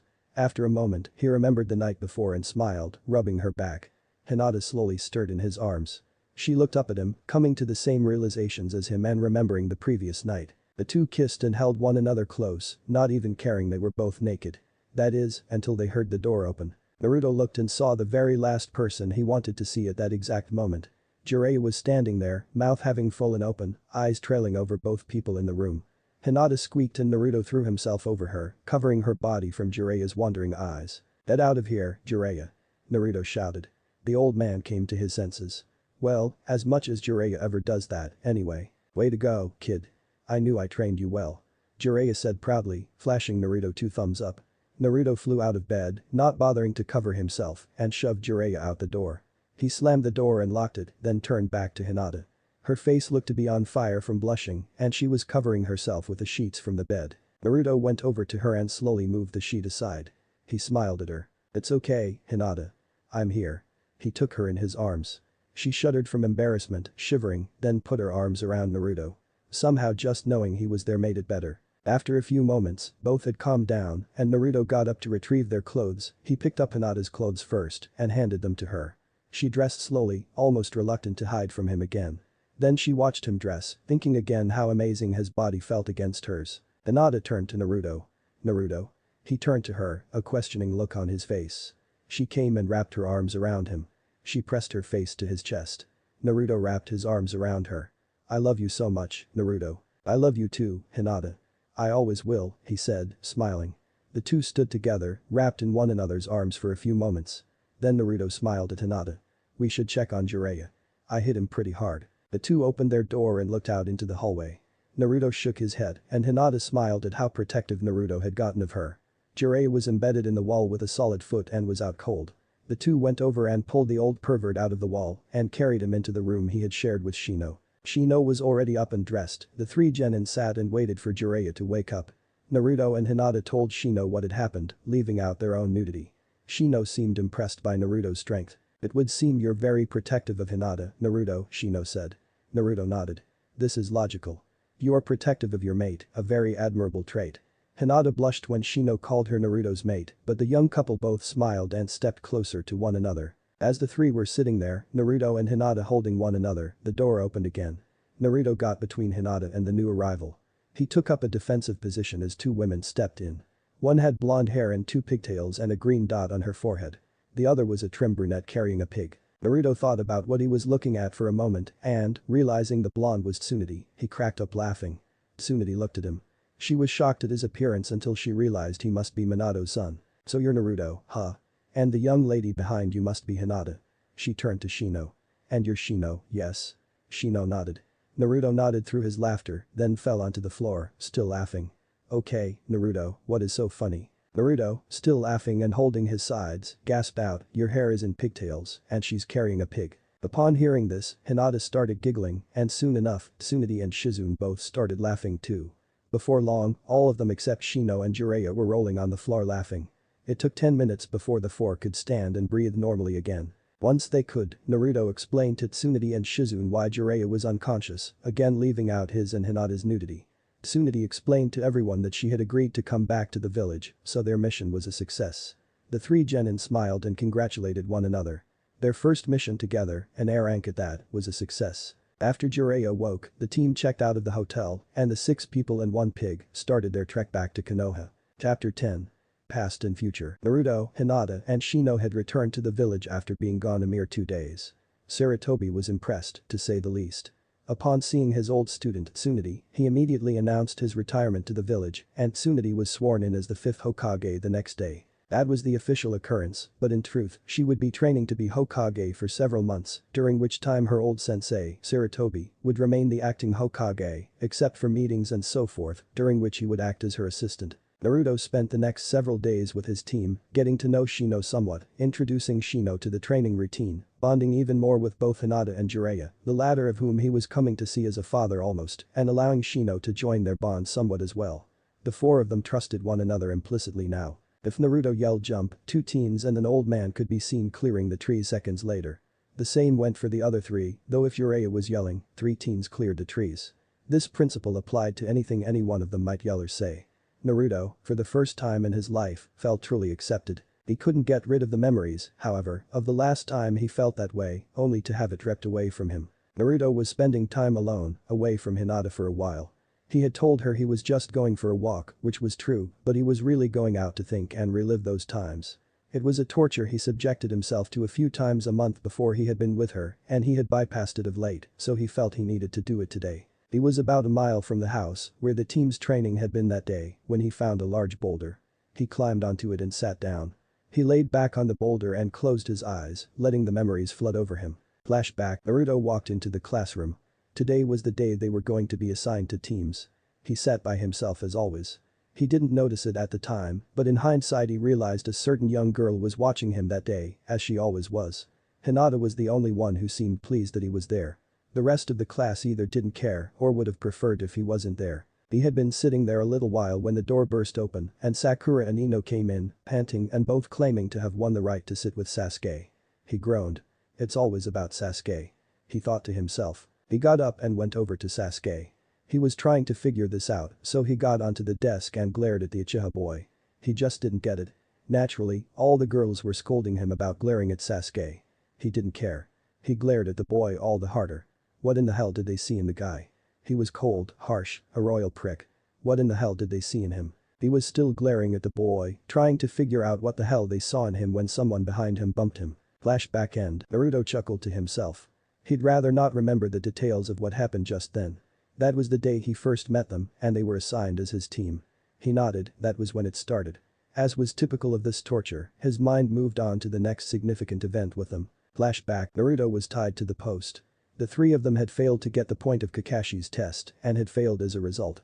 The other 2 had been told they could eat, but Naruto himself was tied to the post for trying to eat alone, and the others had been told not to give him any. Sasuke was saying something about Naruto being weak, hurting the team. After a short debate, Sakura got up and fed him a bite. Kakashi appeared before them, enraged. Both Sasuke and Sakura jumped in his defense. Sakura said, "We gave our lunch to him because the 3 of us are one." Naruto would always remember those words. They accepted him. Kakashi grinned and simply stated, "You pass." The 3 were confused, so he explained that they had seen past his traps and deceptions and gotten the point that they needed to think of the team before themselves, so they had passed. Naruto couldn't really care less about that. His teammates had accepted him, that's all he could think of. Then they all left, forgetting to untie him. He groaned. Figured. Flashback end. Naruto chuckled as he thought back to that time. In spite of the smile on his face, tears ran from his eyes as he remembered how good it felt to have them accept him. As his mind was getting ready to move on to the memory he always dreaded when he lost that acceptance, he heard a voice. He turned and found Hinata there with him, on the boulder. She saw the tears on his face. Hinata came to him and wrapped her arms around him. "What's wrong, Naruto?" she asked. "Please tell me, why are you crying? What happened to you?" Naruto held her close. He sighed. She deserved to know what had happened. He turned to her and pulled her down onto his lap, holding her gently. She smiled up at him and ran her fingers through his spiky hair. He smiled. "All right, Hinata, I'll tell you. You deserve to know. After all, since you're with me, you deserve to know what you're getting yourself into," he said, forcing himself to smile for her sake. "You remember when my old team got sent to the Land of Waves, right?" She nodded. "That's where it happened," he said, then he started his story. Flashback. Naruto had arrived at the bridge. He saw Haku's ice mirrors. In the middle was Sasuke. He watched as Sasuke seemed to be getting pelted by needles from every direction. He couldn't seem to do anything about it. He felt more helpless than he ever had before. Maybe announcing his presence like that hadn't been such a good idea. Hinata giggled at that. Naruto stood there, shock setting in, as he watched Sasuke's body begin to resemble a porcupine from all the needles being thrown at him. Naruto felt totally helpless. He couldn't get inside the dome of mirrors, and he could tell Sasuke couldn't get out. Then Sasuke looked straight at him as he sat on his knees in there. Then he closed his eyes and fell forward and didn't move again. Naruto gasped, his eyes filling with tears. True, he and Sasuke had never really gotten along, but still, he didn't want Sasuke to die. Naruto felt a sudden rage building up inside him. As his anger rose, he felt himself get stronger. He didn't know it at the time, but there was a red haze of chakra around him. He threw back his head and roared in his combined anger and pain. The red chakra took the form of a fox, two tails growing out of the base of Naruto's spine. He charged forward. The next thing anyone knew, Naruto had shattered the mirror nearest to him. Then he was in the middle of the dome. He screamed again, the chakra expanding and shattering the rest of the mirrors. The young shinobi who had been hiding in one of them came at Naruto, who simply grabbed his hand. Naruto could tell the boy was shocked, even with the mask in the way. Naruto roared, "I'll kill you for this." He could tell his enemy was afraid of him, but he didn't stop. He pulled back and punched the shinobi in the face, pulling him toward the punch at the same time by the arm he grabbed.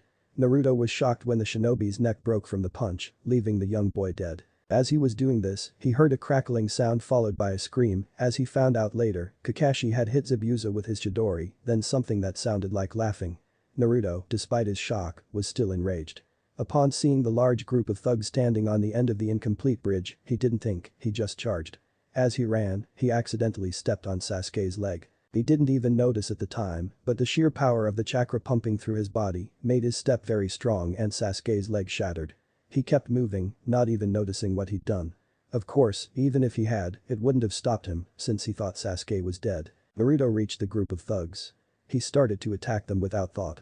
He tore one after another apart in his quest to get to the short man in the back, Gato. Some of the mercenaries ran from him and leapt into the water, but many of them still got torn apart by the enraged Naruto. Soon enough, he found his target and, grinning at the short man's fear, simply used a clawed hand and tore out Gato's throat.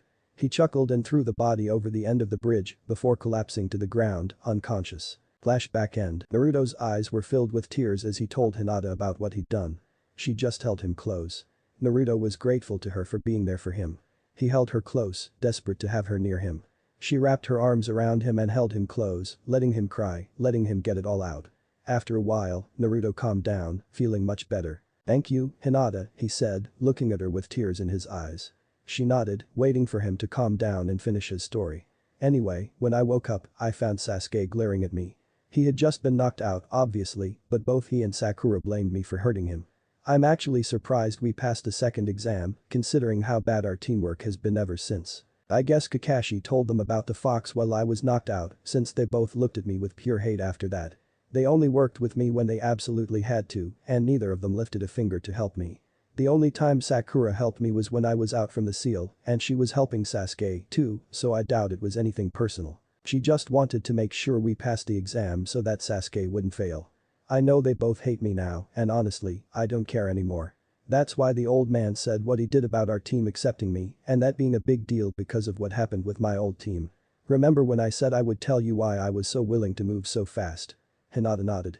"That's why. I don't want to lose you, not now, not ever. That's why I was so afraid to tell you what happened and about the fox. Everyone who has found out about it has rejected me. I was afraid you would too. I'm really glad you didn't." Naruto, finished, sighed deeply, remembering everything that had gone wrong in his life. Then he turned and looked at Hinata, the beautiful girl in his arms. He pulled her closer, holding her to him, his hands rubbing her back gently. For her part, Hinata just held him, letting him know she wasn't leaving, that she was there, and that she would always love him. As the two sat there in silence, several hours passed, and soon it was time for them to go home. That evening, Naruto's apartment. Naruto and Hinata arrived home in the early evening, the sun shining a brilliant orange into the small apartment. Naruto always loved this time of day. Hinata grinned when she saw the sun, the color made her think of Naruto's jumpsuits. Hinata turned to Naruto. She knew what he needed tonight. "Hey Naruto," she said. He looked at her, his eyes still full of pain as he remembered the loss of his team. "I'll make us some dinner, so why don't you go get a shower, okay?" she said, giving him a loving smile. He looked at the floor for a moment, then nodded. He walked away, into the bathroom and into the shower. Hinata's face fell. She hated to see him like that, but she promised herself she'd do everything she could to help him. She turned and started to make them dinner as she heard the shower turn on. Naruto showered slowly, letting his muscles relax as the hot water ran over him, letting himself feel a little better. He really did feel somewhat better after having told Hinata about what happened and knowing that she was still his, still here with him. He actually smiled as he thought of her. He loved her so damn much. He finally finished his shower as his muscles were all relaxed and got out. He dressed in his evening clothes and walked out, savoring the smell of cooking food. Her cooking always smells so good, he thought as he dressed. He was glad his girl was such a good cook, she could make something as simple as stew seem like a feast to him. He walked up to her from behind and wrapped his arms around her when she wasn't doing anything that could get her burned. She turned around and hugged him back, then told him to sit down at the table, which he did. Hinata was surprised when Naruto hugged her, but she just hugged him back. "Have a seat, Naruto. Dinner's almost ready," she said, smiling to herself. He obviously felt better already just from his shower. She knew he'd spring back fast, he always did, but she didn't expect it to be quite that easy. She turned and set the pot on the table, smiling lovingly at him, then got 2 bowls for them. She sat down across from him and the young couple served themselves and started eating. Naruto would look at Hinata and smile from time to time, but neither spoke. Hinata noticed he looked a little tense, but decided to wait for him to talk. Once both had eaten, Naruto made his way to his bed and sat down, not feeling like moving once he had. Hinata giggled at him, then went and got her shower. She came back, wearing her loose-fitting nightgown. She laid down with Naruto, her arms around him and her head leaning against his back gently. Naruto sighed in contentment and put both his hands on both of hers as her hands rested on his chest. Naruto hadn't planned on talking any more tonight, but somehow having her near made him want to talk. "Hinata," he said. She made a small sound to let him know she was listening. "Thank you, Hinata. For today, for being with me, for everything. You've done so much for me and I want you to know I really do appreciate it." Hinata leaned up and kissed the back of Naruto's neck, making him shiver and groan. She giggled at his reaction and did it again, then answered him. "I haven't done anything I didn't want to do, Naruto. Honestly, I've wanted to be right here with you for as long as I can remember," she said, kissing his neck and shoulder as she spoke. Naruto rolled over and smiled at Hinata. "You're too good for me, Hinata, but thank you for accepting me." She blushed and smiled at him. He leaned down and kissed her, softly at first, then deeper, his love and desire filling his kiss, loving how she made him feel. He ran his hands up and down her back, making her shudder and moan into the kiss a little. After a few minutes of that, Naruto pulled back, breathing hard. "I'm sorry, Hinata, but if we don't stop now, I don't think I'll be able to stop." Hinata was a little disappointed, but at the same time, she was proud of him for his restraint and she felt loved and respected that he was saying he wanted her, but was going to wait for her. She smiled at him, then kissed him gently one last time. "Thank you, Naruto," she said. "I'm not ready for more just yet, but I do want you to know, you're the only one I want to share my life with and the only one I want to give my body to." She blushed as she said this, as did Naruto. The young couple wrapped their arms around one another and relaxed in one another's embrace. Sighing in contentment, the two soon fell asleep. Ara was still in shock. It had been 2 weeks since he had been soundly defeated in the preliminary match against that weird green-wearing bowl-cut sporting kid. Rock Lee, wasn't that his name? Yeah, something like that. Not that he cared really, but that kid was the first he had truly wanted to kill who had gotten away. Add to that the last few days he had felt some kind of weird power within the village, and Gaara was getting curious. Someone in this village was a very strong wind wielder, maybe even stronger than Temari when it came down to it. Gaara hadn't thought much of it at first, but he noticed of late the same person seemed to be using every element. Earth, fire, wind, water, and lightning. So today he had decided to go on a hunt of sorts and see exactly who or what he would find. He chuckled to himself as he remembered the last hunt he went on, that one ended with that sound guy, Dosu, as a bloody corpse. What might this one lead to? Naruto and Hinata, the young couple were training at the training ground near the Namikaze mansion. Naruto was working on perfecting his elemental Rasengan, while Hinata was perfecting her Rasengan and working on figuring out ways the spinning of chakra in a Rasengan could be incorporated into her gentle fist. She was also trying to use her water affinity in her gentle fist and her Rasengan, and she was having a pretty decent amount of success, all things considered. As the young couple trained, Naruto suddenly got a sense of intense bloodlust coming from somewhere nearby. He looked around, wondering what it was he felt. Then he remembered the feeling he'd gotten from that sand genin, Gaara, when he was fighting Lee. This feeling was the same. So, Gaara was nearby, huh? That figured. Naruto had noticed that Gaara seemed to be the only one he'd ever met who had anywhere near the level of chakra that Naruto himself had. It made him curious, could Gaara be like him? He decided to call the boy out. Naruto stepped between where he figured Gaara was and Hinata and spoke, "Come out, you. I know you're there." Moments later, Hinata saw a young boy, their age she guessed, with a kanji for love on his forehead and a gourd on his back, stepping out of a bush on the edge of the clearing they were using to train. Naruto seemed to have known about him being there, so she didn't worry too much. She refrained from practicing while this boy was near, however. She stayed behind Naruto and waited to see what would happen. Gaara stared at Naruto. "You're like me. Who are you?" he said. Naruto smirked. "I had the feeling we were the same." "Who is it?" "Shukaku, a sand spirit, the ghost of a monk who was sealed in a jar of tea years ago. My father sealed him into me before I was even born. As a result, I destroyed my mother's life by entering the world. As I was born from death, now my purpose is death. I will end all other existences other than my own, in order to prove my own existence," Gaara said. His voice was low and deep, but there was an insane undercurrent of pain in every word he spoke. "Who are you?" "I am Naruto Uzumaki. If you mean who I hold the Kyuubi, the nine-tailed fox. It was sealed into me when I was born. That's all I know. My purpose is to protect those precious to me, and so help me, if you come after them, I will end you," Naruto said, his voice getting lower, darker near the end. Gaara looked shocked. This existence, this presence, this power was greater than his own. It had come from nowhere just then, and he knew if he were to try to attack this boy, he would die. He didn't even know how he knew, but he knew in an instant that this boy could destroy him utterly in a single move. Gaara watched closely, yet Naruto was able to get around behind him. Gaara turned and saw the blonde standing there. He heard something and looked down. Naruto was holding a white ball of pure chakra inches from Gaara's stomach. Naruto chuckled. "My water chakra would destroy your sand armor, my fire chakra would burn you, my lightning chakra would shock you, my wind chakra would cut you, and my earth chakra would grind you to dust. Oh, and the non-elemental chakra that is the base of this sphere would simply tear you to pieces. I could have easily killed you just now," Naruto told the stunned Gaara. Gaara stared not only at the person before him, but the boy holding it. "How are you so strong? What drives you? And why would you use this power for anyone but yourself?" he asked. He was actually partly curious, but mostly he wanted to know what it was that made this boy so much stronger than himself. Naruto pointed at Hinata. "See her?" he asked. Gaara nodded. "She is the one I would use it for the most. She saved me from my darkness, from myself. She accepted me when no one else did. When all others hated me, she loved me.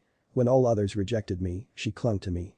She brought me from the darkness and into the light, and I love her more than life itself." Gaara was stunned. "Love," he said. "Is that what makes you so strong? You become strong because you desire to protect someone precious to you?" He was fighting hard to not go into shock at this thought. Naruto nodded. "Gaara, I know how hard it is to have no one. But you're not alone now. We may not be friends, at least not yet, but you and I are alike. We are both Jinchuriki, and now you have me.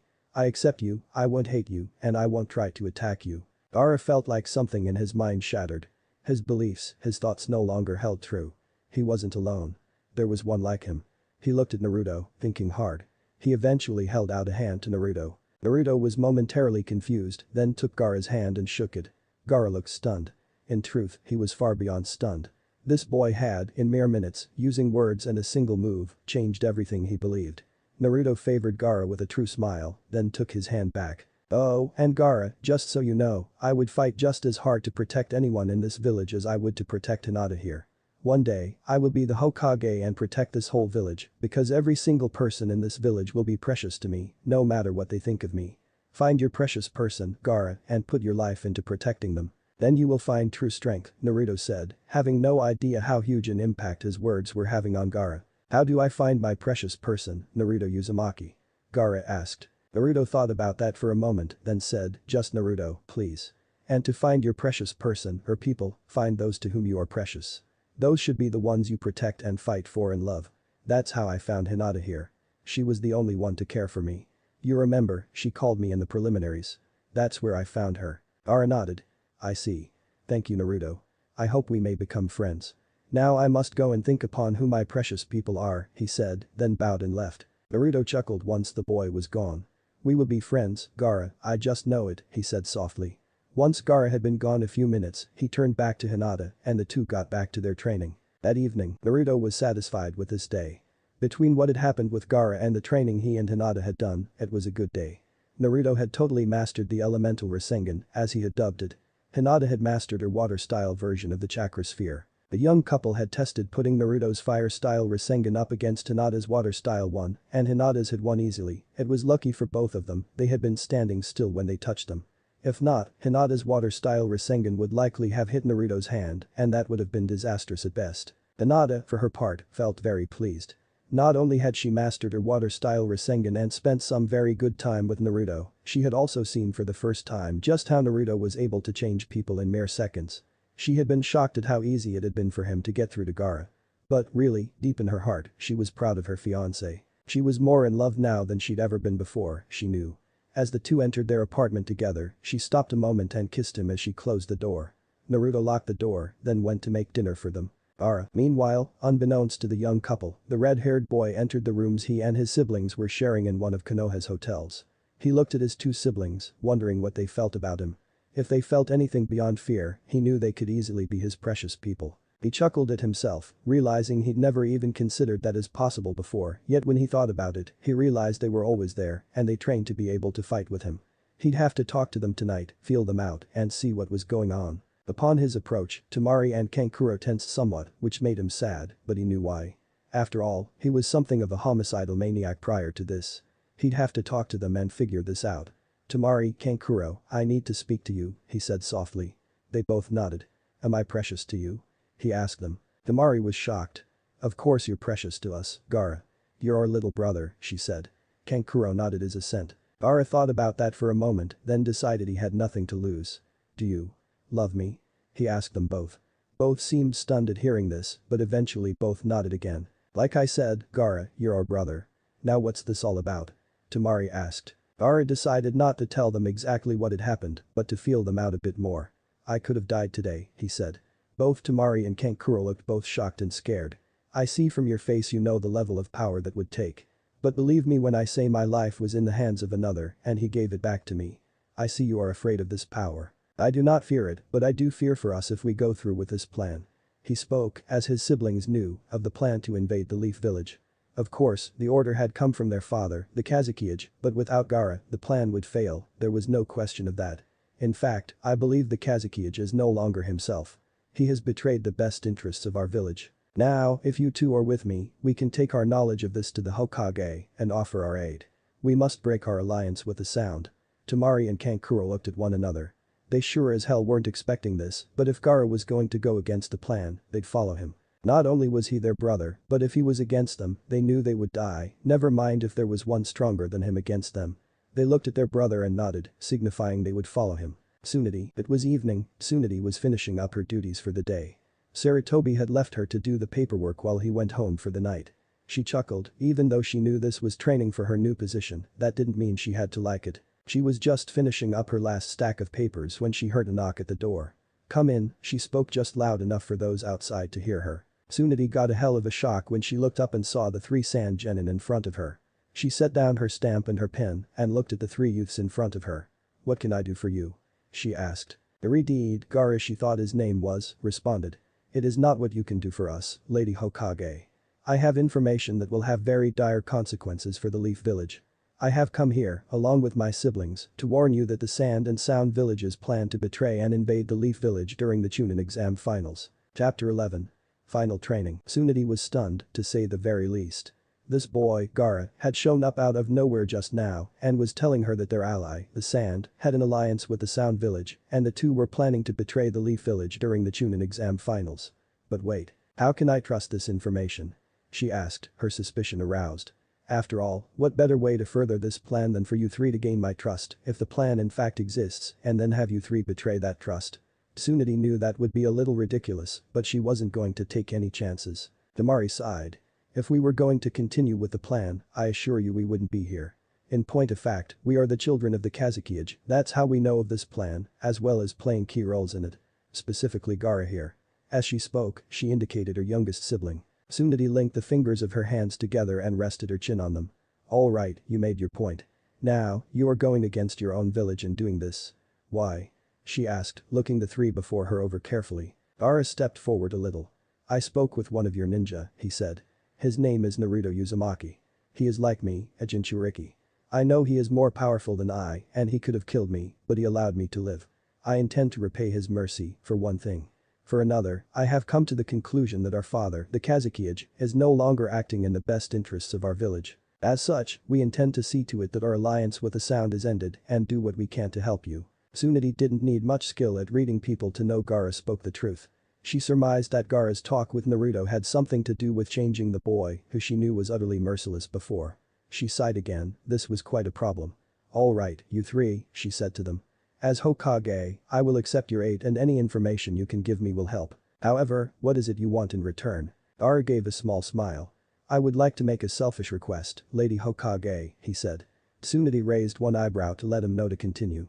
Once this fiasco is concluded, I would like to hire Naruto and his team for an extended period of time, probably close to a year, to advise me in setting up a new council, and so on and Suna. Tsunade wasn't expecting that. You believe you will be named Kazakhiage? She asked the boy. Gaara sighed. There is no one in my village more powerful than myself. Also, no one would dare challenge me. As such, there is no one else to take the position besides me, he said, his voice filled with pride and dread simultaneously. I would, of course, pay the team for their services. Alright, Tsunade answered, still not totally sure where that request had come from, but